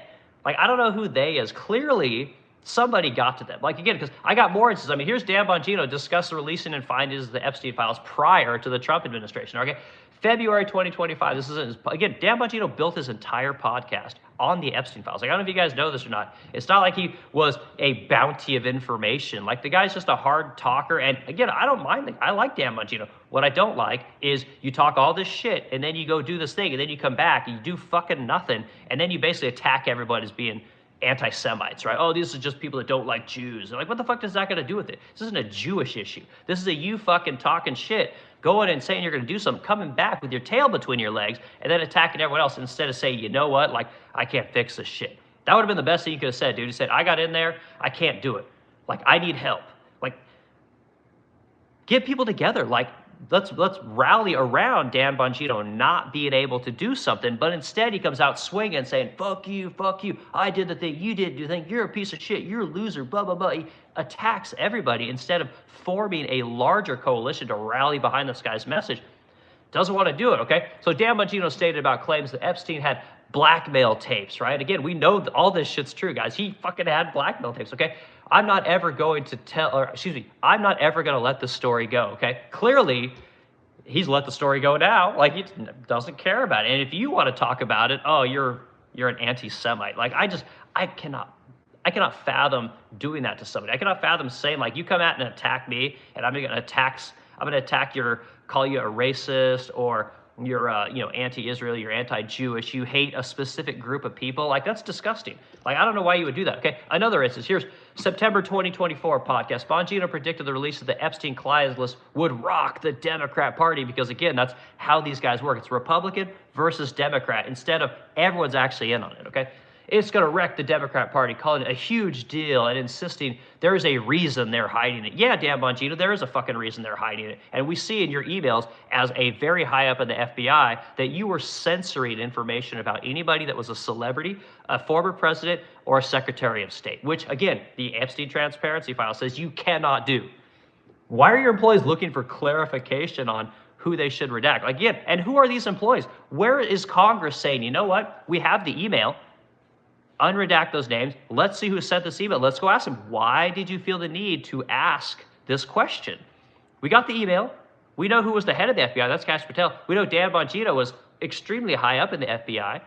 Where are this is like basic, like, I'm a fucking woodworker and I can do this. Like, I know what to do. All the information's right there. You know who sent the email, when the email was sent, where. Just ask the question. Like, it's not rocket science, right? Another podcast, Dan Bongino reported alleged Clinton involvement in the Epstein activities and pushed theories that Epstein's death was not a suicide, right? And we know that Dan Bongino came out, I saw the files. He clearly killed himself. Okay, again, like, he's basically saying that the files didn't exist when he was in the FBI, right? He's basically downplaying all these files. Again, where's this file? We haven't seen this file of Epstein killing himself yet, you know? He said he's seen it. Where is it? Demanding the release of the files and reveal hidden truths, okay? There's still 3 million files, guys. You guys understand this? Like, they've released 3 or 3.5 million. There's another 3 million files to release. The CIA has to release nothing. There's no push to get the CIA to release all their information. I've told you guys how many times that if you go do a Google search for the most government documents on a specific case, the Epstein documents, tranche of documents, is almost as much as what we have on World War II, a fucking world war. We have as many documents about this one guy. One guy. Why isn't anybody asking these questions? Why does the FBI and the CIA and the Department of Justice have so much information on this one guy? Like, he's just one guy. He likes to diddle kids. He's got some madam named Ghislaine Maxwell. She brings him girls and he does nasty shit to them. Why do you got so many documents on this guy?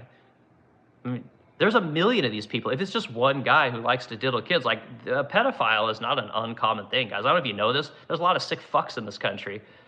Do we have 6 million files on all the sick fucks that are pedophiles? I don't think so. I don't think so. But again, nobody's asking the question. Like, there aren't as many files on MLK, right?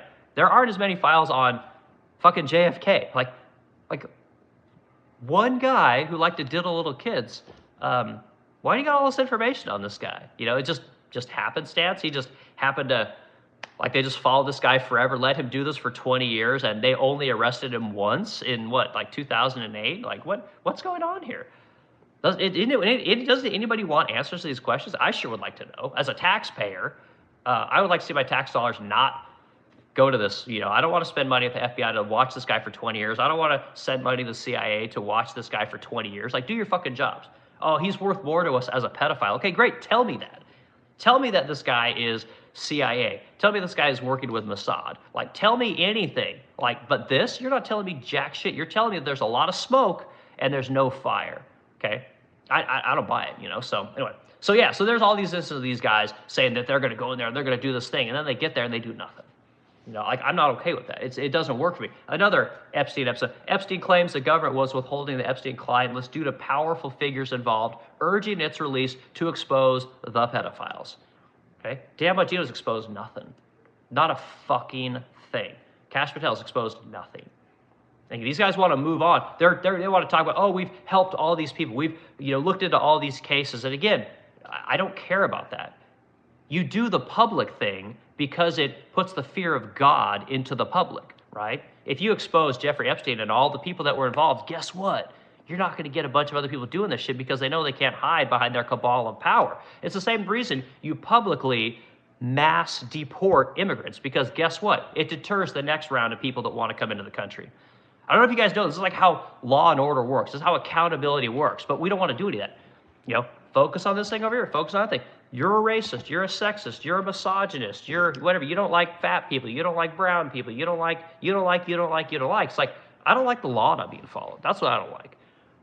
It's a big problem. So, all right, keep going through comments. This is WDZOOO, didn't come from Trump, you know that. Okay, great, we know all that stuff. Pat Luckio, 8612, we need Columbo. Yeah, Columbo's awesome, man. Was that Peter Falk? That guy's all right.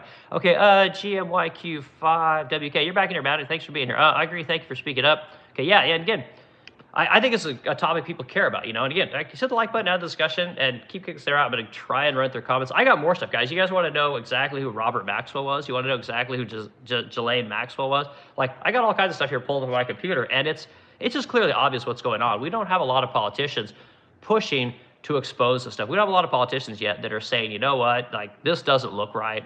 We're going to pass another Transparency Act now involving the CIA. Like, you got to tell your politicians, you got to tell your senators, your congressional people, your state people. Everyone needs to be talking about this issue because it needs to get dealt with. We've got to figure out exactly how to get our politicians to do the will of the people rather than the politicians doing the will of the people that are lobbying for them, that are harboring them, that are paying them money, that are in their orbit, right? It's very important we do that kind of stuff. So, okay, this is WDZOO. Sorry, we've been overall a half decade ago. You're late to the party. I know, man. We're always late. Better late than never. The best time to start something is always yesterday, but the next best time is today, and that's why we talk about this kind of stuff. So, blah, blah, blah. Yeah, ain't gonna do nothing. Okay, great. At least I'm here talking, man. Like, you should get yourself a channel and start talking about this stuff.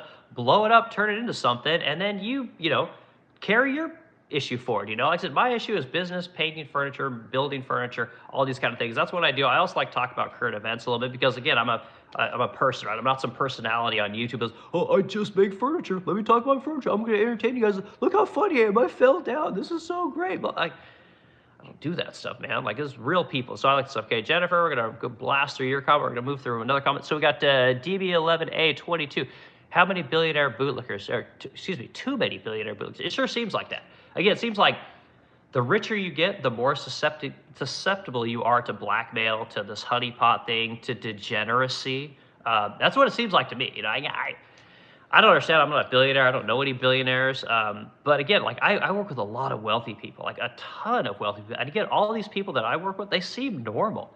They seem like us. They have a lot of the same opinions that we do. I don't know if they would ever state it publicly, but it seems like people are fairly normal to me. I don't see these people as being pedophiles and degenerates. I just don't see it. But for whatever reason, there's a lot of that going on. And the wealthier you are, I mean, even Elon Musk, like, I like Elon Musk. I think that guy is literally our Thomas Edison and probably the most important person in my lifetime from a technological standpoint to from a what's the word I'm looking for? He's like the Michael Jordan of technology, right? People look up to this guy. They're going to look up to him for a long time.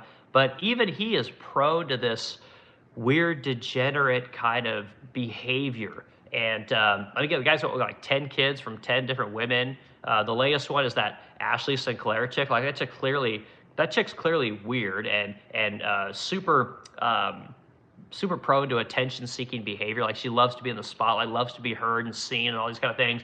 And he's attracted to that. And I don't think that that's a good thing either, you know. But can't deny the guy's really important. But he's also in these Epstein files, you know. So, okay, Blake Hunter, 3485, Trump 2020. Yeah, no, we don't need any third-term presidents. Trump has done enough damage at this point. Again, Trump didn't do what he said he was going to do. One of the pillars in Trump's run-up to being president this time was releasing the Epstein files, which he did, but they're heavily redacted, guys. The people that are really powerful are not in the files, right? His own Secretary of Commerce is Howard Lutnick. Clearly lied about the Epstein files, is in the Epstein files, had a business with Epstein, right? Reported by CBS News. The guy's a degenerate and clearly not honest, you know, and therefore he cannot be in government. Trump has lied about the relevance of his relationship to Epstein, right? Is one of the most named people in all of these documents. Acts like they don't exist, right? How many times did Trump say, oh, this stuff's bullshit, it doesn't exist, it's a Democrat thing, blah, blah, blah. Like, you're literally the most named dude in the fucking files. You can't be president. You gotta go. You know, and again, I voted for this guy. I love this guy for 10 years. I'm the guy in literally a liberal neighborhood with the Trump tapestry out on my deck, like Trump 2024. He's got to go. There has to be fear when you go to government. You go to government to do the will of the people. And until we're able to hold these people accountable, Democrat or Republican, we're going to continue to get the quality of politicians that we have today.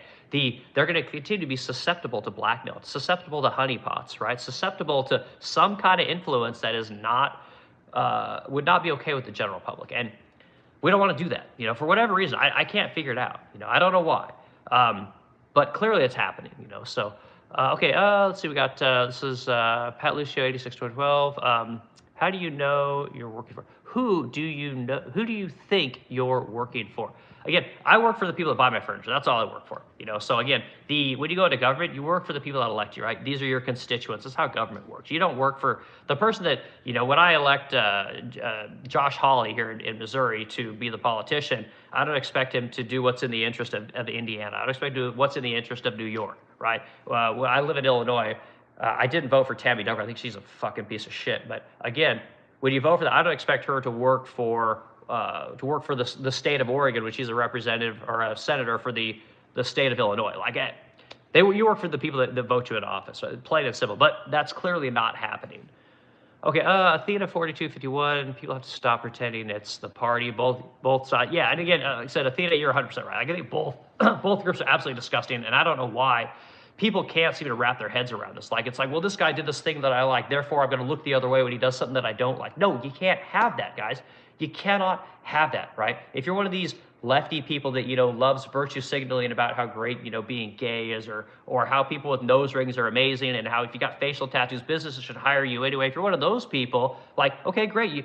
But if you're in the Epstein files, like, you can't be okay with this other degenerate shit when you're literally have a person who's objectifying little girls or little boys or whoever, you know. You can't have it, guys. At some point, we all have to agree that certain things, it doesn't matter if you're Democrat or Republican, you gotta go. And this will usher in a better quality of person coming into government. You know, and people always say you got to pay them more, you got to pay them more, you got to pay them more. I hear this all the time. You can't be susceptible to blackmail. Pay these people $500,000 again. I don't think that's the issue. I don't think it's a money issue. I think it's a quality of character issue. You know, oh, we want a poor person to get in there because they're not going to, you know, agree with us. We want a rich person to get in there. Like, I don't think that's it, guys. I think it's sunlight on your government, sunlight on your CIA, sunlight on your FBI will help to usher in a better quality of candidate. And until that happens, like, we're going to get shitty and shittier. And that's how I look at it, you know. So, all right, Jennifer back in there again. Trump 20. Okay, Jennifer. All right, user TTBR549. Absolutely both parties. Yep, you're 100% right there. I agree 1,000%. We got Negrified Hero. Man, that's a hell of a name. Negrified Hero. Okay, Trump Nation. All right. Glad you're in here, dude. You're clearly a new person. We got a lot of new people in here today, guys. Hit the like button out of the discussion, and we'll keep kicking the comments right here. Again, I own a furniture company, guys, and I say this in my streams. I own a small business. I got about 8 employees. I have to do what's right for the people that work for me, because then there's no business, right? We got a lot of people that are being elected into office. They're doing really nasty shit that nobody elected them to do, and it doesn't work. They gotta go, right? I can't do fucked up shit in my personal life. I can't be a degenerate, because if I do these kind of things, my business suffers. The people that work for me suffer. The people that count on me to make their paychecks, to make their furniture, to do the things that I do, you can't have that, right? You have to be a good, upstanding person. You got to do your job and the duty to the people around you. We got too many people that aren't doing that. It's really messed up. Dustin 5MD, yeah, they blackmailed them, cucks and redact the names. It sure seems like that. Like, again, that's what we're talking about today with these Epstein files. Like, the emails out there, they're like, the people in the FBI are looking to their superiors, right, which we can only assume are Dan Bongino and Kash Patel. What are we supposed to do with these celebrities and former presidents and secretaries of state? It's like, where are the questions? Like, why isn't Kash Patel going on Benny Johnson, his favorite fucking person to go talk to, or even Joe Rogan, and saying, we need to find who wrote these emails, and we need to ask these people, why are you asking these questions? Who told you it was okay to ask this question? And who was it that said to you, redact the names? This is not complicated. This could happen in a day. This could happen in, like, someone could ask this question in 5 minutes and figure out the answers. They want nothing to do with it. They want Congress to basically tell them, no, you have to redact these names, even though we already have the Epstein fucking Transparency Act, right? We already had it, and they don't want it, and they still haven't released all the files. Again, where is Congress saying, we told you to release everything, December 19th, 2025. You guys waited to February to deliver half the files. Where the fuck are the other files? Where are they? Howard Lutnick, Secretary of Commerce, what the fuck are you doing saying this thing in 2008, 2012? You're clearly in business with this guy. What, like, were you lying then, or are you lying now? What was your real relationship with this guy? Donald Trump, again, you're all over this fucking thing. What the fuck are you doing talking to this guy? Oh, presidential privilege. Go fuck yourself. This happened before you were president. Get up in front of Congress, public, answer the questions. It's not going to happen. It's not going to happen. Bill and Hillary Clinton, you guys see this stuff going on with the Clintons, right? The Clintons are like, hey, let's do this. Let's do it out in public. And James Comer, that fucking cuck, again, he's the worst. He's the guy that went after Hunter Biden and, talking all this shit. Like, I'm going to go get him, just like Dan Bongino and Kash Patel. He gets these people. He starts to get all the information. And again, where's the hearing? Hunter Biden's supposed to testify in front of Congress. He says, I don't want to do that, right? Then, again, why did they throw Hunter Biden in jail?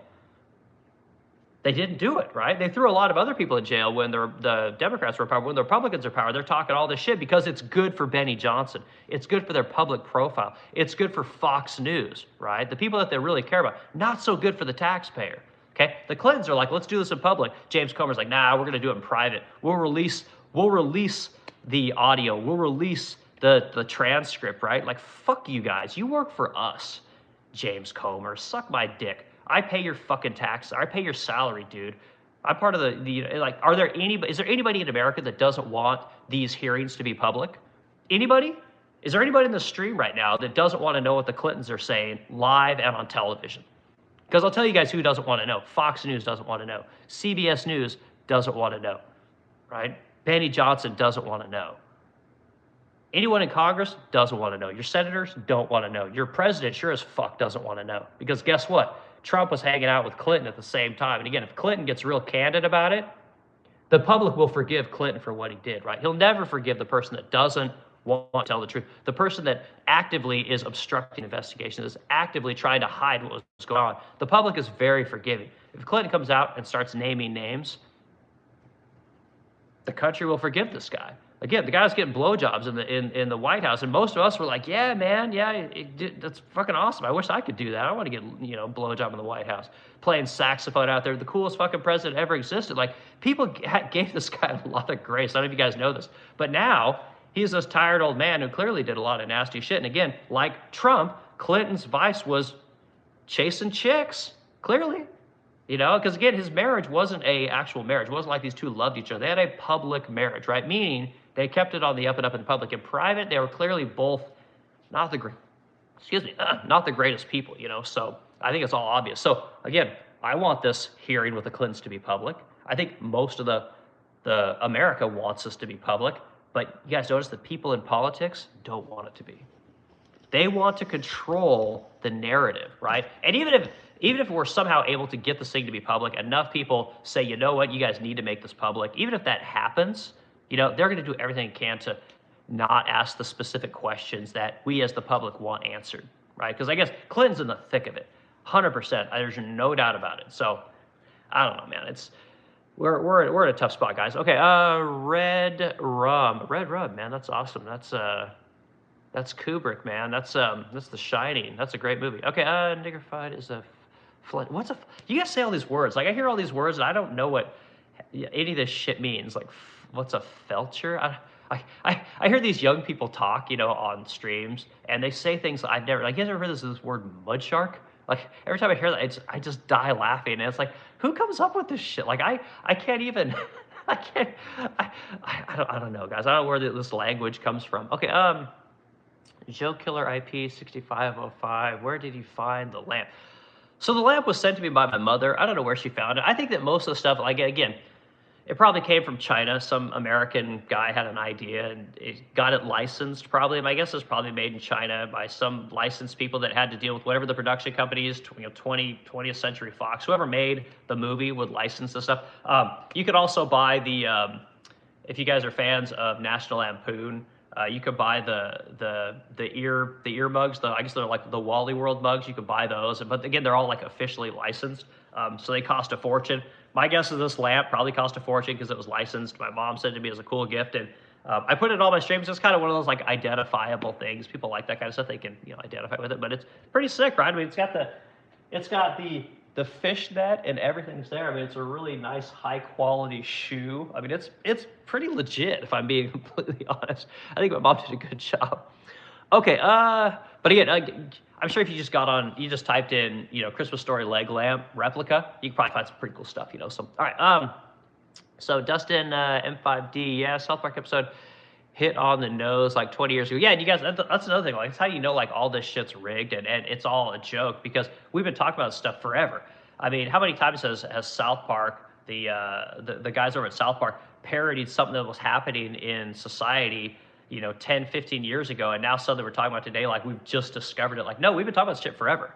And now that we're finding the information out, they're trying even harder to suppress it. So yeah, it's pretty wild. Okay, Jennifer says, let's see, I'm our enjoy this mental midget, everyone. Okay, cool.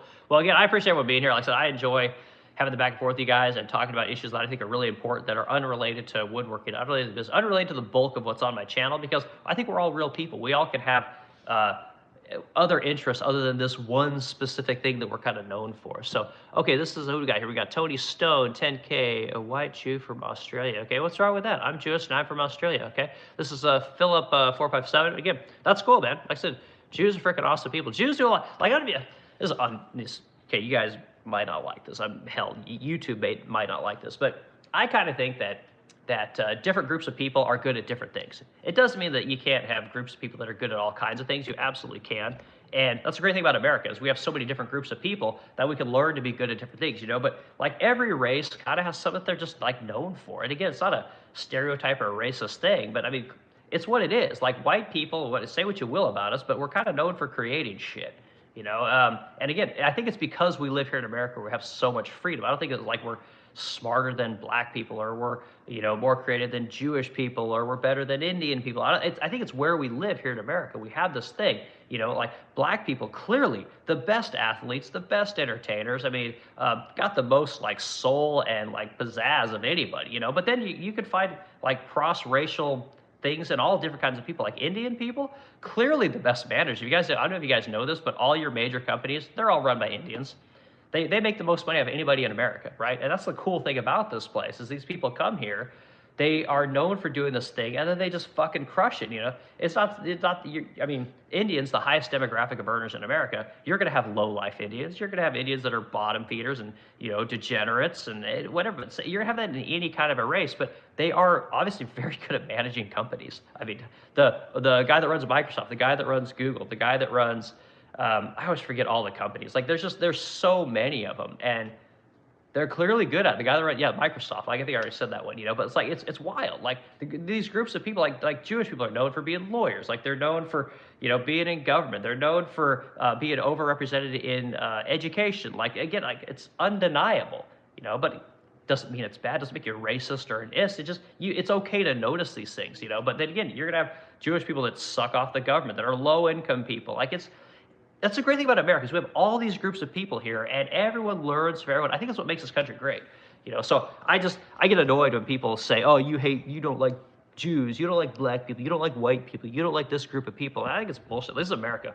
We like everybody. We want everyone to be successful. We want everyone to, you know, be the best they possibly can be. And I think that's what we've got here in America. So it's an awesome thing. So, okay, user TTBR549. Damage unit went from 3.9 million to less than 5,000. Well, I don't know about that, but I think the guy's still super popular. But again, I'm not a supporter, and I'll continue to talk about this guy again because he's high profile. You know, and again, he built something that was freaking awesome, but he did it on this idea that he was going to go in and fix the deep state. He's going to go after him. He's going to go. And again, these people are just talking. They want sponsorships. They want, you know, brand deals. They want clicks. And this juicy content is going to. And again, even when I put out this stuff like talking about Epstein, talking about Trump, it gets wild attention, right? People love to talk about this kind of stuff. They're very interested, and it gets tons of clicks, right? And I tell you guys how this stuff works. Like, I get more.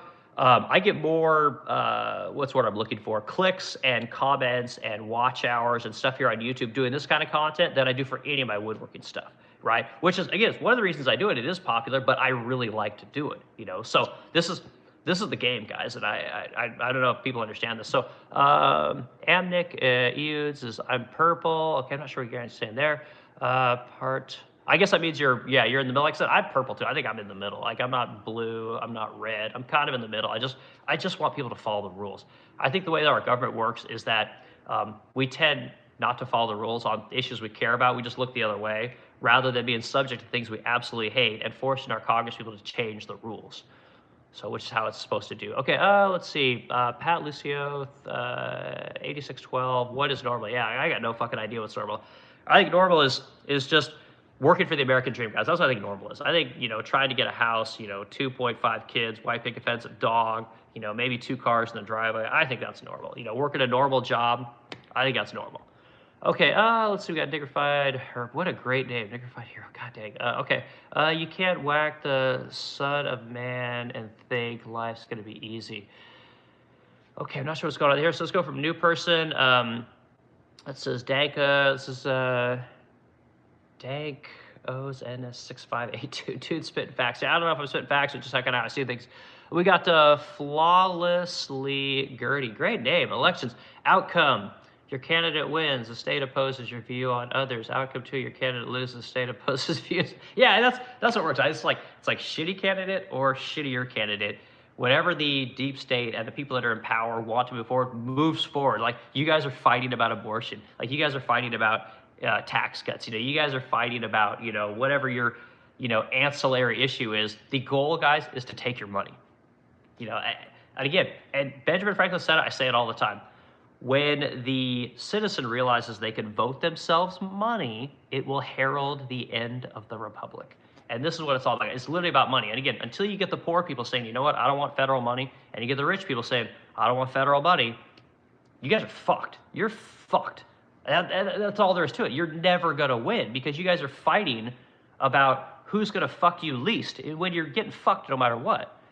And I don't know a better way to put it. Like, until you cut off the federal government and you shrink this thing down, you guys are never going to know what's going on because your tax dollars fund all this stuff.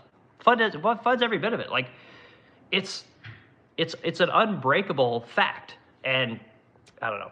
But yeah, Flawlessly Gertie, man, you're 100% right. Okay, Tony Stone, 10K. Purple isn't a race, it's just a color. Prime Pike, 52. Preach, brother, preach. All solid points. I hope so, man. Thanks for Prime Peak. I like talking about this kind of stuff. Like, I'm a real person. I like talking about real things. I don't just like talk about one little thing and, you know, stay in my lane. Rusty Atto 30 says, hi, Rusty, good to see you, dude. Glad you're here. Dignified hero. Colors don't define race. Culture does. 100%. And that's a fantastic point. He's absolutely right. It doesn't matter what the color of your skin is, your religion. None of that shit matters. Who are you? How do you conduct yourself? Who do you surround yourself with, right? Do you surround yourself with, like, the people in the Epstein files? Or do you surround yourself with people of character, right? People of integrity. And clearly these people don't care about character or integrity. And again, the people that are supposed to enforce our laws, that are supposed to ask the questions, they don't want to ask either, because the truth is, they want to surround themselves with the same people. You think Kash Patel gives a fuck about character and integrity? No. He wants money. He wants some hot chick that wants to fuck him. That's what this guy wants. Like, that chick that's dating him would never give this guy the fucking time of day if he wasn't, in the government. Like, I'm sorry. I hate to be that guy. I hate to stereotype people. But again, when your eyes look like this, I'm sorry, you're not landing a 10. It ain't happening. Unless you got a 10-inch dick or $1 billion, which I'm sure he has neither. It doesn't work, So sorry. Okay. Real talk, guys. Real conversations here. How many? Sorry, guys. I'm going to go through halfway through here. We're going to keep going through comments. Sorry, we got Jim Dandy, Jim Dandy, 1969. Man, good name. Okay. They act like this is the first time this happened on Earth. Yep. Sometimes take away from all their fraud. Yeah. Again, I think you're right, dude. It's all distractions, And again, until we push all of our politicians to talk about things that we really care about, instead of trying to pit us against each other, the money thing is like, people say money is the root of all evil. Money isn't the root of all evil. What money is a tool to pit one person against another person. And it's a unfortunate necessity in life. Like, you have to have money. Money is also something that causes people to work harder, to strive, to move forward. It separates the people that it separates the mediocre from the meritocracy, right? It separates. It's very important that we have money, but at the same time, it's funneled to the people that have the most of it, and clearly, it's creating a situation where we have a lot of depravity. We have a lot of people that are doing shit that most of us would never do because we've never had this kind of power and money that these people have, and I don't understand. Again, as a guy who grew up fairly poor, had quite a bit of money at one point, but now is kind of back to, just pretty middle class, to be quite honest with you. Money is awesome. I love money, and everyone should want more money. It's a good thing because you can do a lot of cool things with money. You can have nice cars, you can have a nice house, you can go on vacations, you can give to people who are in your orbit that need help, you can give out bonuses to your employees, you can help people buy cars, buy houses, you can do a lot of cool shit with it. But a lot of people do a lot of bad things with it too. And it puts you in a situation where it becomes everything in your life. And then you end up with a problem that's no bueno, And I hear people say, like, oh, it must be nice if you had money. Like, I sure would like to have a bunch of money. All money really does, guys. And Sarah Blakely says, this isn't my saying. Sarah Blakely says, the founder of Spanx, all she says is it essentially exacerbates who you are, right? If you're a fucking piece of shit before you have money, you're going to be a bigger fucking piece of shit when you get it, right? If you're a good person before you have money, it's going to make you a better person when you have money. And I believe that 100%. I think a lot of these people that get this way, they're a piece of shit before they ever got rich and they got power, and now they're just megalomaniac pieces of shit. So anyway, that's all I'm saying. Okay, we got Michael Christopher Gutierrez. Did I say that? Michael Christopher Gutierrez, 7244, man. George Carlin. Yeah, it's a big club, buddy, and you ain't in it, man. George Carlin said it, and he's 100% right. George Carlin's a freaking prophet as far as I'm concerned. Great comedian. You guys ever go listen to George Carlin in his speech about, the big club that you ain't in. He gives a great speech. Okay, Jim Dandy, never vote Democrat again. Yeah, again, I don't think it matters who you vote for, guys. Like I said, I voted for Trump thinking that he was going to go in and just wreak havoc. I voted for this guy to be the bull in the china shop. And again, he might be worse than Kamala Harris in many, not every case, but in a lot of cases, right? As a business owner, I want tax cuts. Like, the big thing for me, and again, as someone who hires and fires people for a living, creates products and services that people want, need, and desire, I know how the economy really works. I don't need some fucking Paul Krugman or some economist to tell me how the economy works. I think a lot of these economists and experts, I think they're liars. I really do. That Larry Summers guy, massive economist. I think he was with Obama or Clinton, I forget. But again, he's in the Epstein files. Like, I think that he's a part of this academic cabal that is also part of the elite, right? It's wealthy people and people that are like way up in academia. That Alan Dershowitz guy, highly academic, lawyer, Jeffrey Epstein's attorney, again, super corrupt, super dirty guy, not someone you'd want to introduce your children to. Like, a lot of these people are like that, so. So guys, I don't know, man. I don't think it matters who you vote for. Okay, this is Wicked Done. 1, 2, 3, 4. Provide against someone he knew because he was scared and he was going to jail like other rats. Yeah, maybe, man. I don't know, Wicked. I don't know. Okay, Pat Lucio, 8612. They have turbulence for the presidency. Why not Congress? I agree, 100%. Get some turbulence in there. Again, I say this all the time, and again, I lose people when I say this, but guys, you end the stream, hit the like button, discussion. We've been at 41 likes for a while. Let's try and get this thing up to 50 likes before we end the stream. I'll talk here for I'll talk here for as long as I can. I got nothing to go do today. It's Sunday, but I think what happens with a lot of people when it comes to congressional people is I say this all the time, and hear me out on this, guys.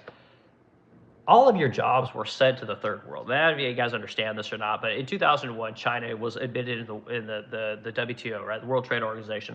And what happened was a lot of these businesses that used to have to hire Americans and used to have to teach Americans to do things no longer had to do it, right? So what they did is they pushed up college, right? And they pushed up college and got everyone to go to college because they were sending all the real work to the third world, right? So they're paying people in China $1 an hour back then.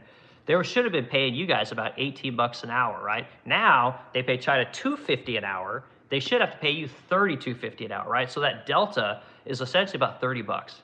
They take that $30, right, an hour, then they should be paying American workers. This is billions and billions and billions and billions, hundreds of billions of dollars, trillions of dollars over decades.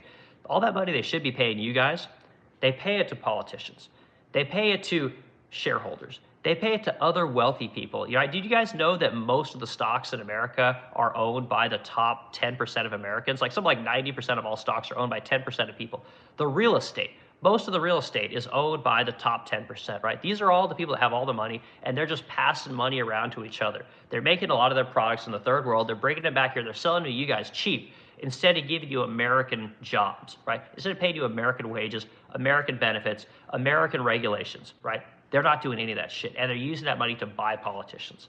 They use it to create regulations here in America and then send the work to the third world where the regulations don't apply. That's what's really going on. So say you do get turbulence in here. They're just going to continue to buy the politicians every 4 years, every 8 years. They will continue to buy who they got to buy. And it's because they have so much disposable income because they don't have to pay you guys real wages. They have to pay you an American wage. So again, that means you have no power because they don't have to answer to you. You can vote for them, but they're not going to fucking let you, they're not going to pay you the wage you deserve. They're not going to make sure the regulations are applied equally across the board. They're not going to do that. They're going to do all that work overseas where none of it applies. Bring that money back here and buy off who they got to buy. Push for the regulations to make it harder for you to start a business, to get what you're entitled to as a fucking American. And then they dilute what it means to be an American by either outsourcing the work to the third world, or if you don't want to do the work for the wage they want to pay you, they bring the third world in here. You guys notice this? And they dilute what it means to be American. They're saying, oh, America is built by immigrants. Immigrants. They talk immigrants like they've just been for this shit forever. They're not for immigration. They're for cheap labor. They're for people who won't complain about the regulations of the business, right? Is your place safe? Are you, do you have the right PPE, right? Are you following the transportation regulations? Are you following all the labor regulations? Are you, making sure you got a nice place to work? These people don't give a fuck about that kind of stuff. So they're diluting what it means to be an American, right? So there's a big thing going on here, guys. It's not just the politicians. It's not just Republicans. It's not just Democrats. It's a lot of different things going on. Again, I say this as someone who makes a product in America, right? I figured out a way to hire American workers to make American products that I sell to Americans. Yes, I import hardware from India, right? It's about 10% of my business. I do manufacture over there. I have to deal with tariffs. I understand, how international waterways work, how you get stuff from the third world into America, So I think I'm pretty good at understanding how a lot of this stuff works. I don't think people understand what's really going on when it comes to politicians. Again, whether you got a 20-year politician there or you got a 4-year politician there, it doesn't matter. It is the mega corporations that are buying everybody. They're buying everything. It's sorry, guys, you own nothing. You mean nothing. Your influence is very nil.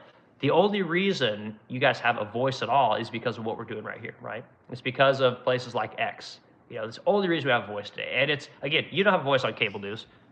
Cable news doesn't give a fuck about you. They're not talking to you. And you know this because they're selling gold, right? They're selling insurance. They're selling boner pills. Again, you don't need any of that shit. You're fucking 30, 40 years old. But they're not speaking to you. They're speaking to what older people want to hear, So I hope this guy makes sense to you guys. All right, get lots of comments, guys. Thank you so much. I really appreciate you guys throwing this stuff in here. We're at 102 minutes. Let's see if we can go to 120 minutes, guys. We'll do a full 2-hour stream today, and let's see if we can get to 50 likes in this chat. And again, put in the chat, what do you guys want to hear about? Do you guys want to hear about anything in particular? Is there anything other than politics you guys want to hear about? People just love the political conversations. Put in the comments. I'm very curious to hear what other things people want to talk about. I like to talk about business. I love to talk about politics. I love to talk about it. As someone who lived on the left coast and essentially had to leave because they didn't fit in anymore. I love talking about that kind of stuff. What it means to move all over the country to finally figure something out. What it means to get really good at something so that you can then teach others how to do it. I love talking about all kinds of stuff. So, all right, we got Amnik. Is it Edis? Amnik Edis. I don't know what that last word is. I like everyone if they are decent. I agree 100%. I like everyone too, man. Like I said, people say, oh, you're racist. You don't like black people. You don't like Indian people. You don't like white people. You don't like, this group. You don't like that group. So I like all kinds of people, man. I've said the story many times. Like I've tried to hire lower class people. I've tried to hire upper class people. I've tried to teach people of all different races how to do what it is that I do, which is make furniture, make cabinets. I've tried to do all this kind of stuff. And here's the thing, guys. Everyone's susceptible to being a fucking idiot. Everyone is susceptible to being completely retarded and dumb, and then everyone is also able to be wonderful and decent, as you put it. Like it's very difficult to pigeonhole a particular group of people or particular race. It's very difficult to figure it out, which is why we need more people doing it. We need more people giving people opportunities, right, that have never had opportunities. People that have never been around decent people need to be around decent people. We need more of that.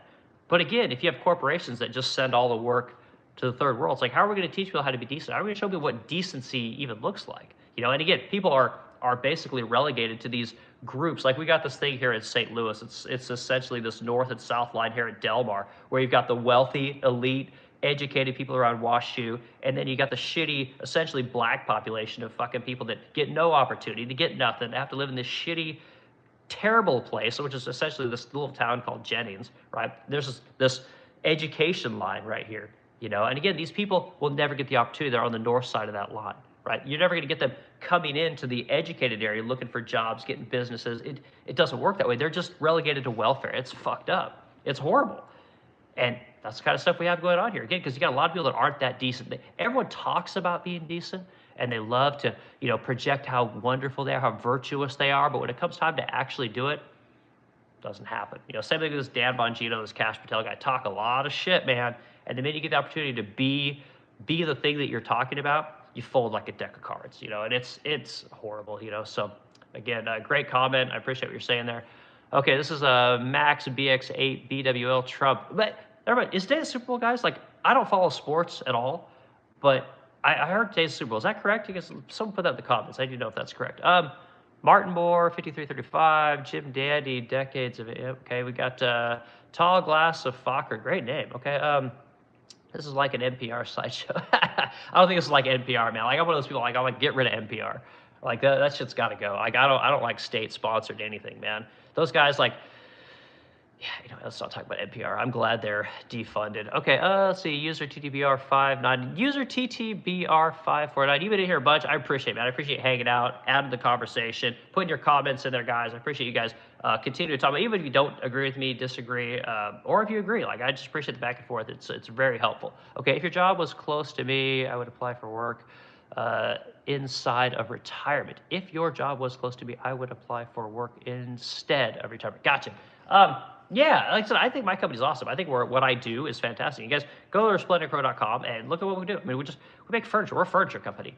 I'm not trying to tell you how to be a business owner. I'm not trying to sell you a course. I say this all the time because I get so annoyed by woodworkers that are on YouTube, people that are on YouTube. If you look at their actual business model, their business model is to talk, right, to interact with you guys and sell clicks, right? They're going for clicks, which is what this stream does. No, don't deny it. They're going for clicks. They're trying to get sponsorships, right? So they're trying to get BetterHelp. They're trying to get, VPN sponsorship, Roku headphone sponsorship, all the stuff you see on all the podcasts, all the YouTube stuff. They're all trying to get all of that sponsorship because they don't really do anything. I hope you guys understand this. These fucking people, most of them do nothing, right? I run an actual business that hires people and fires people. I ship my product all over America. I do about 500 pieces of furniture a year that we make here in St. Louis, right? We do real work here. I'm not trying to tell you how to be great while I don't actually do anything, right? I'm not a consultant, right? You guys know a lot of people doing consultant stuff. A lot of people talk about, you could be rich just like me. You could be financed, buy real estate, buy gold. I'll show you what I did. Like, I don't do any of that. I'm just a real guy, has a business. I tell you guys ever in St. Louis, come and say hi. Look me up. Come say hi. I'll show you what I do, and you can see the back end of how we make money, which is not here on YouTube. Okay, let's see. Son's back in here. Give me control of the nation's money, and I care not who makes its laws. Wow. Wow, so that's deep, man. Give me control of the nation's money, and I care not who makes its laws. Yeah, yeah, there's Rothschilds. Yeah, the Rothschilds crazy. Son, did you ever see that? Did you ever have a chance to look up that video I was talking about? Like I said, I wish I could give you a link to it, man. I can't. It's like you would just get on YouTube and look up Rothschilds, J.P. Morgan, the Fed, Volcker, and it's just like it was wild how many people are all linked to how our monetary system works and how essentially the world is all in on this monetary debt system that we have here. And because everyone's in it, nobody can get out of it, right? So it's kind of wild. And honestly, guys, it's a total side note, but I think the only way out of what we're in, guys, is a massive world war. Like, I think with all the debt, essentially what's going to end up happening is that what we're going to have here in America is you're going to have one state. And I'm sorry, guys, I'm going to go on a quick tangent here. You're going to have one state that's going to say, you know what, federal government, we're done with you. We're not giving you any more money, right? Because every time I talk to Grok AI constantly, I'm always talking to AI, and essentially states, no one can essentially not pay the federal government, right? What you have to have is you have to have a situation where a state says, we're not going to pay this money anymore. And then you have a group of people within that state, the business owners, right? People like myself, who say, yeah, we're not paying the federal government anymore because we think that our money is being wasted. We have lost faith in our government. And you're going to end up with a situation where the federal government is then going to try and go after the state, legally at first, but then they're going to have to go after that state using small projections of power, right? Using the FBI, things like that, right? Then it gets to a place where they're going to go, okay, well, now might have to come in here with the military and essentially do what's called martial law, right? And so at some point, you're going to have one state that's going to push back against the majority of these things, and then you're going to have that tipping point, right? Florida's going to come in and say, you know what, everyone moved here. They don't want to pay taxes to the federal government anymore. We're done with you fucking people. And the question is going to be, okay, well, how far is Florida going to push back against the federal government, right? And then does Texas come in and ban with Florida, right? Do we have a situation where then we have almost like a north and a south kind of situation, which was kind of how the Civil War started, but then it's like, is another neighboring state, is Louisiana going to side with Florida, right? Is Illinois going to side with the federal government? Are we going to get more and more states pushing back against the feds, causing the feds to have to audit themselves, right? Isn't it wild that, none of our, I shouldn't say none of our departments, but the largest line item in our budget is the Department of Defense.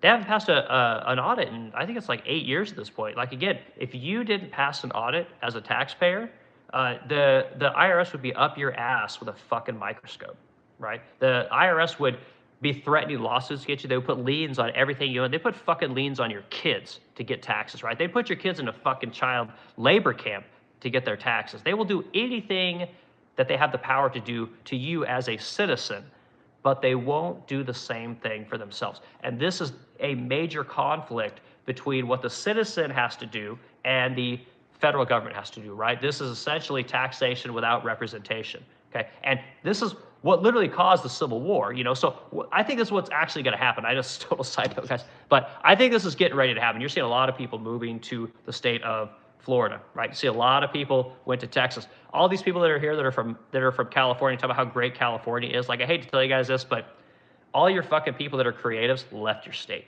You're going to be left with degenerates and fucking academic people that want, women to have abortions and not have kids because fucking climate change is coming. You people have the most fucked up thoughts. You think that people are unhoused because they don't have any money and no one wants to pay for them. It's like, no, they're on fucking drugs, you dipshits. So people are leaving. They don't want to be surrounded by degeneracy, right? So I think you're getting ready to see some major pushback. And this Epstein thing is yet another situation where the average citizen, the people here in the stream right now, we're like, what the fuck is going on? Like, why aren't these people held to account, right? Why are they not susceptible to the same or under the same rules that we as regular citizens are, right? So it's just a matter of time, I think, before this happens. And again, Trump was supposed to be the person that came in and really helped us to push back against this different set of rules, right? Like, you have to pay taxes, but these people can get taxes. They can write off everything that they owe. They can buy up all the assets. Their wealth can grow. The average citizen is susceptible to all the tax rules. And if you're wealthy, you're not susceptible to any of them, right? All of the statutes and laws that we have to live under our judicial system apply to all of us. If you're wealthy, right? If you're a celebrity, if you're a former president, former secretary of state, these rules don't apply to you. We're seeing so much of this going on, and because of the internet, we can all see what's going on. You're getting people that are really starting to push back hard. And I honestly think that Florida is going to be the first state that says, you know what, we're going to really push back at this. You're seeing that this Ron DeSantis guy is really pushing back on property taxes. And this is a major issue. And it doesn't get enough pushback. Like we talked about tax revolt here for a little bit, but it lost a lot of its steam. But this DeSantis guy is really pushing hard in Florida to crush property taxes. I'm here to tell you guys, if this guy crushes property taxes in Florida, you'll see a wave of states crush these property taxes. And again, you're going to get all the bleeding heart, liberal, Karen, fucking academic wine moms and the people that want to work from home and all the people that wanted COVID to go on forever. You're going to see all these people say, well, what about the teachers? What about the kids? You don't care about teachers. You don't care about kids, right? Meanwhile, nobody can afford homes anymore. You guys have noticed this, but it's not the home loan price that is keeping people out of homes. It's the property taxes and insurance. So Ron DeSantis has a fix for this. Florida's becoming very expensive to live, and he's getting ready to drop one of the largest costs for any citizen in that state, which is property taxes. And I say it all the time, like my property taxes are about $16,000 a year here in Illinois. It's fucking ridiculous. Fucking ridiculous. That's more expensive than the home I used to own in Missouri prior to COVID. And this is happening all over America, guys. So sorry, I think it's a very popular issue. I think that this issue is getting ready to become very important. I don't hear enough people talk about how all this stuff works, guys. And again, as a small business owner, I feel like I got a pretty good idea of what's really going on. So, all right, Tall Glass of Fokker says, you'll never get anyone to tell the government to fuck off at the same time. That's why the government keeps, yes, I know. And man, no true words have ever been spoken, but what are we going to do? It's the only thing we can do, right? So you want to stop paying your taxes? The government will come after you. Like I've not paid my taxes for years, and trust me, the government comes after you. I've had to deal with the letters, the tax collectors, the liens, all the kind of stuff. Like that shit's real. But the Defense Department, where's their tax collector? Where's their liens? Where's the IRS coming and taking their fucking planes for payment? Where are they, taking the soldiers' guns for payment, right? Where's all the liens put on the Pentagon? It doesn't work that way, right? This is taxation without representation. Rules for thee, but not for me, right? Like it's really twisted and messed up, but this is the world that we live in today. And if we don't continue to talk about these issues, these guys will continue to get away with it, right? Epstein, same thing. Like you're telling me you got 6 million documents on this one guy who is a pedophile? There's a million pedophiles in America. Fucking, you probably got one on your street. There's a website you can go to. You can find out where all the fucking pedophiles are, the sex offenders, all this kind of stuff. Do they have 6 million files on them? No, they don't. Because again, rules for thee, not for me, right? You think that if you were a pedophile and you were out trying to diddle little kids, like, oh, let me find all the 10-year-olds, because I'm into that thing. The FBI is going to be all over you like a cheap suit, right? They're going to be on you like a fat guy on a cupcake, as they say, right? Like, they're not going to be able to get off you. They're going to come get you. But this guy, they're not interested. In fact, they're not interested in what he did, but they've got 6 million files on him. Like, they're interested. They just like what he's doing because it serves their interest. All the people they're trying to protect, it serves their interest. And you ain't a part of it. And this is essentially taxation without representation. Rules for thee, not for me. And we could do this with, I can do this with anything within my business, within my industry of woodworking and paint. I can find this everywhere I go, right? So when I have to dispose of paint waste, right? I have to do a cradle to grave situation where I put the waste into a drum. I have to hire an accredited business, right? That can then can pick up the paint waste properly, take it to a disposal site, and it is essentially incinerated is what they do. They incinerate it, and then they send me with all the proper documentations, which I have to keep forever. I can never get rid of this shit, right? Because I'm susceptible to OSHA and EPA regulations for this job, okay? The same businesses, the larger companies like Restoration Hardware, what they do is they just have the work done in the third world. And guess what? Who knows what the fucking rules are over there? I know it's not the same as my rules. But again, because they're rich, they don't even own their factory operations. They're all owned by Vietnamese manufacturing companies, right? So they don't give a shit what happens to their products. But I'm susceptible to all these rules as a small business owner here in America that makes American shit, okay? So this thing is happening all throughout our economy, guys. And Epstein is just one thing, right? The DOD never passing an audit, or not having to pass an audit for so long.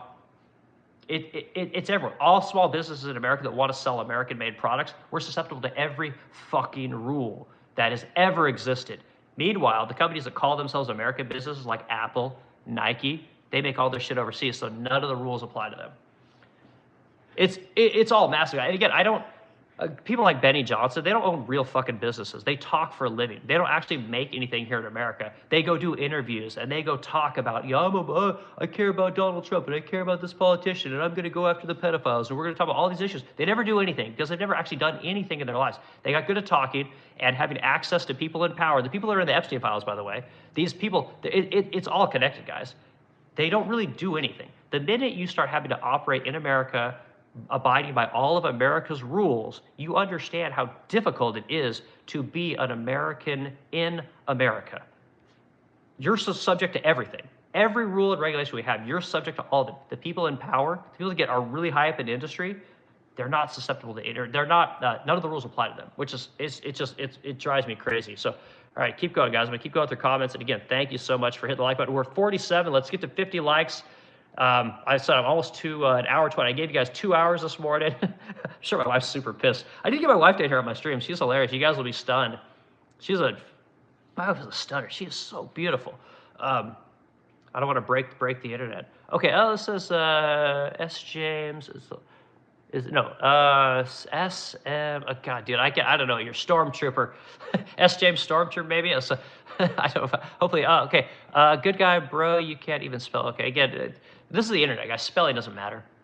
I hear people say that kind of stuff like, oh, you spelled this wrong. Your grammar sucks. It's like, this is the internet, guys. The content is what's important. Don't worry about the spelling so much. Okay, good guy, Flexo, because my keyboard auto-corrected. Okay, defending yourself. Okay, Martin Moore, 53, 55. But wait, I'm 72, and I need a boner. This is stuff I'm talking about, guys. Like, again, when you start getting into business, like, you start to realize it's like, as a business owner, right, I'm in the furniture game.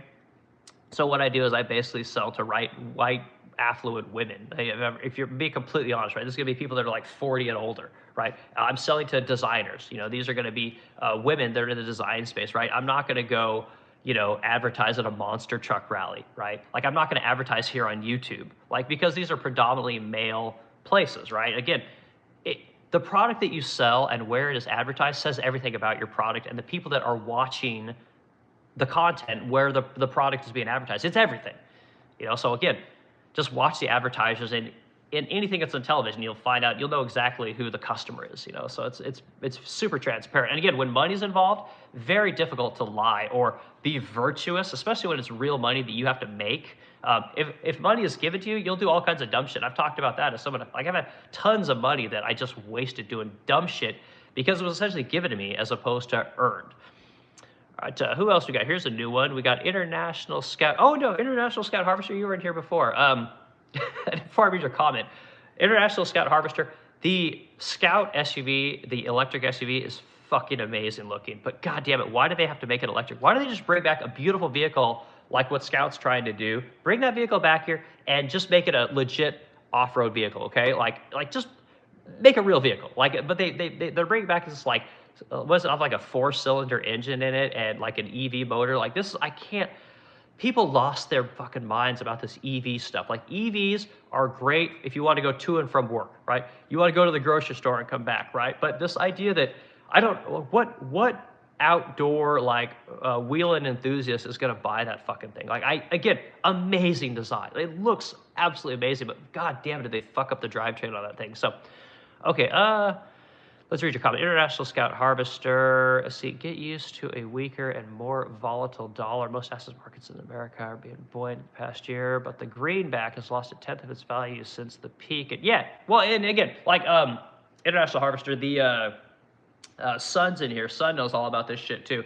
You're 100% right. Like, our dollar is being destroyed. And I think, honestly, I think the administration wants to do that. Like, I could be way off base, but I think they want to do that. The other thing that gets us in a lot of trouble is, oh my God, there's a beautiful hawk out there.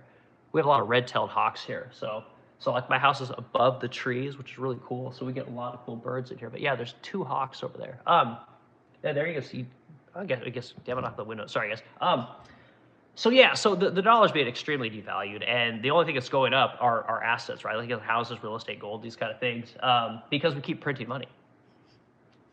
Again, we don't audit anything. Like we don't try and balance a budget, and as we continue to print money, right? We have to issue bonds because you can't just print money for the sake of printing money. You have to actually have something to offer somebody else to buy your debt, essentially, so you can then print money. The value of a dollar keeps going down. Like the reason you guys can't afford homes is because the 10-year bond will never come down because again, we just keep printing money. Investors and people with money, people that have real knowledge and real skin in the game, aren't going to bet on America anymore. It's much more expensive to bet on this system that we have here in America because we refuse to balance our budgets.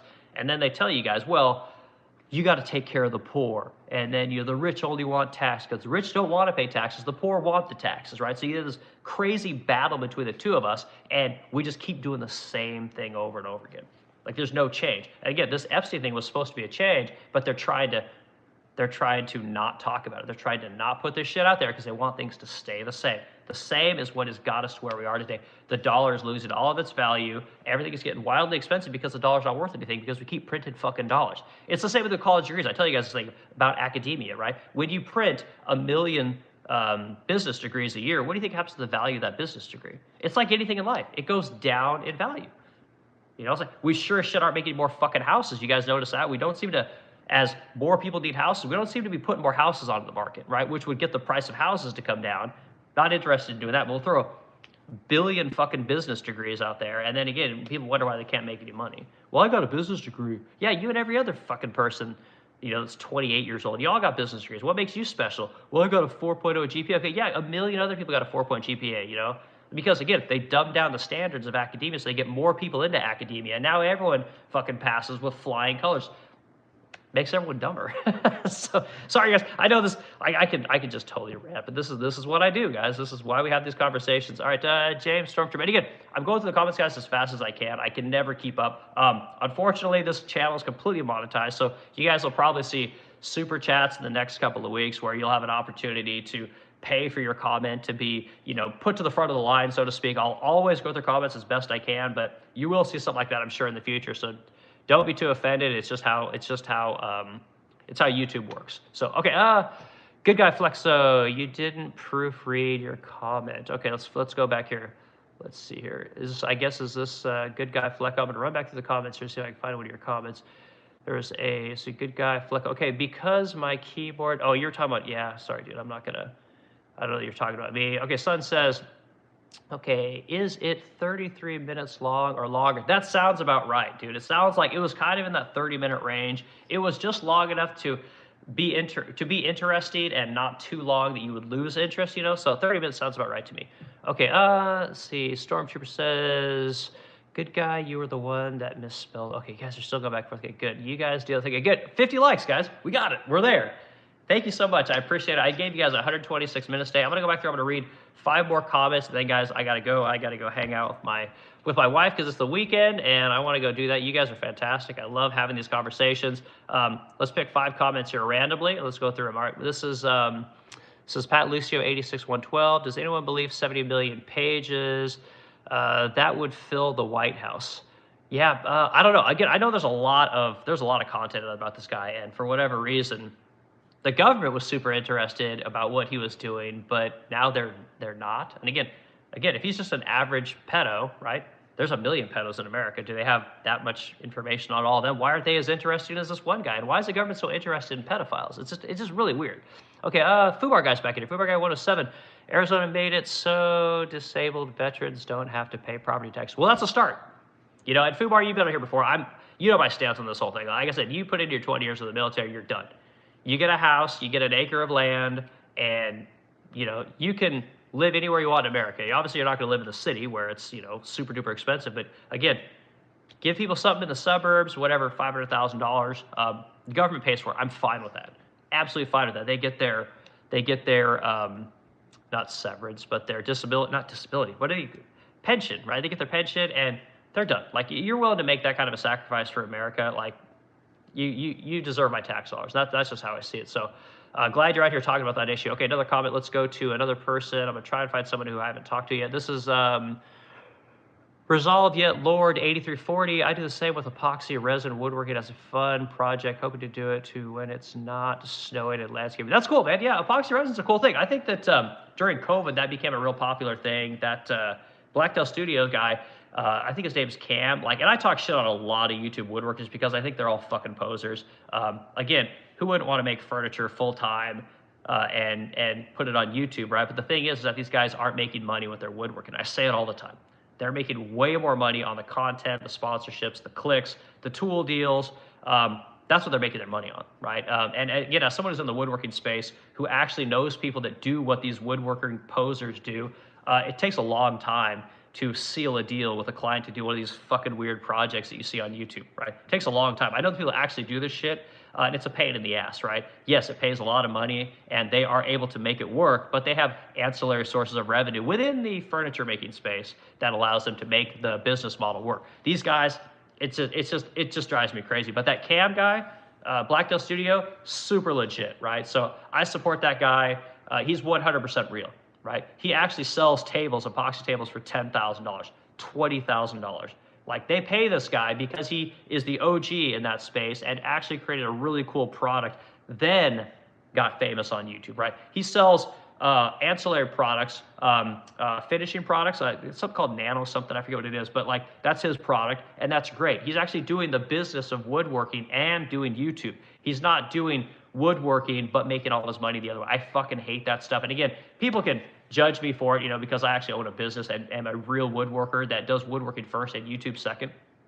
These people drive me crazy. A lot of them got really popular during COVID, and what you're seeing is that they're slowly waning. Like, the audience is slowly pulling away because they're seeing what's going on with these people. They'll make content about anything to not have to go do a real job, right? They'll make content about anything to not have to go do real work, you know, because they don't want to. It's much easier to make content and talk about being a badass woodworker when no one actually buys your shit. They like your entertainment. They think you're funny, like that fucking Bourbon Moth guy. Like, this guy's a fucking dork. And again, they love his content, and good for him, you know, but don't tell me you're a fucking real woodworker. I don't buy it. Again, you got, you know, 3 or 4 weeks to make a piece of furniture. Like, get the fuck out of here. Yeah, it's only possible because you make YouTube money. You know, oh, look at my wife, my little kid, you know, I'm a family guy. Yeah, like, you spend fucking months making shit, and again, that doesn't work in the real world. Like, I don't buy it. I don't buy it for a second. So anyway, sorry. But this is Resolve or Lord 8340. I can't say that word, but great comment, man. Come back in here and let's talk woodworking, dude. I think that's cool. If you got some projects, I'm gonna pin your name. So let's see. Let me go pin message. Okay. Let's see. I like your message, dude. I'm gonna go look at your content. Hopefully you're putting some out there. Again, I want people to actually do stuff. I think it's really important. So epoxy tables are cool, man. I think that's great. I make tables. I got the video on my cast. I did a 15-foot crotch mahogany table for an estate out here in Washington, Missouri. 15 feet long, and it was 4 feet wide. I'm getting ready to do a 22-foot long version of it. Wild projects, you know. So we're real woodworkers that do real projects. All right, a couple more comments, guys. So this is more Resolver 8340. Being technical is an excuse for actual making sense. I think I agree with what you're saying there. Absolutely pathetic. I think that actually makes sense. Resolver, yap, for the sake of yap, worth more yap and add to the yaps, nothing burgers. Okay, again, not quite sure. You're saying that China has national pride and we can't compete. 100%. I absolutely agree with that. You know, and again, America built up China, right? But all you guys paid for it. When they say, oh, China's our enemy, China's taking our jobs. China didn't take our jobs, guys. The American corporations in 2001 gave all your guys' jobs to China, right? And then they said, well, we don't know what the fuck to do with all these people's kids. We don't know where to give them jobs. Let's send them all to school. They send you guys all to school, and while they're outsourcing all your labor and real work, the thing that made us win World War II, we outsourced all of it, right? Because we're going to do service jobs, right? They sold you the idea that you're going to work in a cubicle and you're going to have this amazing email job where you work with your coworkers, you wear a suit and tie to work every day. You're going to be like Gordon Gekko and a master of the universe in finance. They did that for 20 fucking years, right? They sold all of you people out. gave you a degree, and the government backed it to make sure that you went to college, right? The businesses come back, and because you're not doing real work, they're taking that delta, the $250 they pay China, the $32.50 they should be paying you, and then they're saying, hey, I could use a data analyst, so go get a data analyst degree. Or, hey, you know what, I need a sales specialist, or I need a design specialist, or an industrial engineer. They started hiring all these people to do work that doesn't create real shit. They manufacture all over there, and now everyone's like, oh, we got to bring back the trades. We got to bring back manufacturing. We got to bring back all this stuff. People need jobs, right? People can't make any fucking money because they don't have to. Like, businesses don't have to pay you jack shit because all the real work's being done in the third world. Why would they pay you something when they could outsource to the third world? If you don't want to take the wage that they're offering you, the $17 fucking an hour they're giving you out of college, they'll just bring the third world in here. Like, they'll have them do it. Like I said, I talk about this all the time, guys. Like, it's insane how this system works, right? And now all you guys that went to college and can't make any fucking money, right? Your kids, you sent them to college, they can't make any fucking money. Now AI's coming through, and they're gonna wash out all your jobs. And now you're like, well, we gotta learn how to make furniture. We gotta learn how to, roof houses. We gotta learn how to build skyscrapers. We gotta learn how to make data centers. And then you're like, well, how do I learn to do this stuff? I guess the college has got to open up trade schools. We got to go back to college and this time it's going to be called trade school. Like, the fucking education, guys, is what fucks you. It's what fucks all of you. You need to go to work for a real business, and you need to do it when you're really young.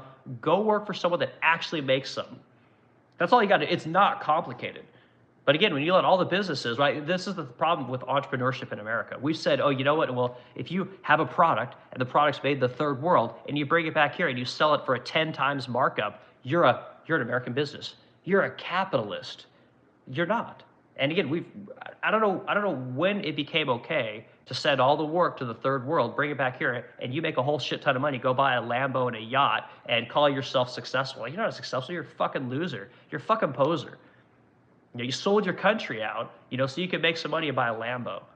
You fucked over your neighborhood by not hiring the people around your business, right? You didn't teach them anything. Taught them nothing. You relied on all the colleges to teach them. They come out of college, they don't fucking know how to do anything. They're all pissed off. And you think it's hilarious that they come after the taxpayer. They don't go after the college that fuck them. They go after the taxpayer. And the politician says, well, maybe we should pay these people's loans off. We did guarantee them. It's like, why do you go to the fucking colleges? Go for the endowments. Harvard's got $50 billion. This WashU, where I'm at in St. Louis, I think they got $20 billion. Like, go after those fucking colleges that sold a shitty product. You think that as a furniture maker, that if I sold a shitty product, the person that bought my products is going to go to the federal government and say, God, I sure could use some money for this thing. No, they're going to come after me. Anyway, I think that's all I'm going to talk about today, guys. I gave you guys lots of time. I appreciate everyone hanging out with me. We got to 50 likes. That's the most I've ever got, I think, in a stream, and I really appreciate you guys are a big part of this. And my wife's calling me saying, get your ass up here. You need to hang out with me. So I'm going to go hang out with my wife. Again, thanks, guys. Happy Sunday. I hope you have a great weekend, and we'll do more of this stuff. Try to do these things daily. Big conversations seem to happen on Sunday, but again, my business is the Resplendent Crow. American furniture company. We sell American products. We hire American people. We don't outsource everything like a lot of these businesses do. If you want to know how to do this stuff, you want to talk about this kind of stuff, put it in the comments. I'm happy to talk about it. Go to the modernwoodworker.com. Look at the furniture we make. Look at the kind of stuff we do. The talks about business. The talks about making furniture. The talks about painting furniture. Right. I just did a stream earlier today. Yesterday about wet sanding and polishing lacquered finishes. Right. So I don't always talk politics. I talk all kinds of things. And again, real business, guys. I appreciate you guys hanging out, and we'll talk again probably tomorrow.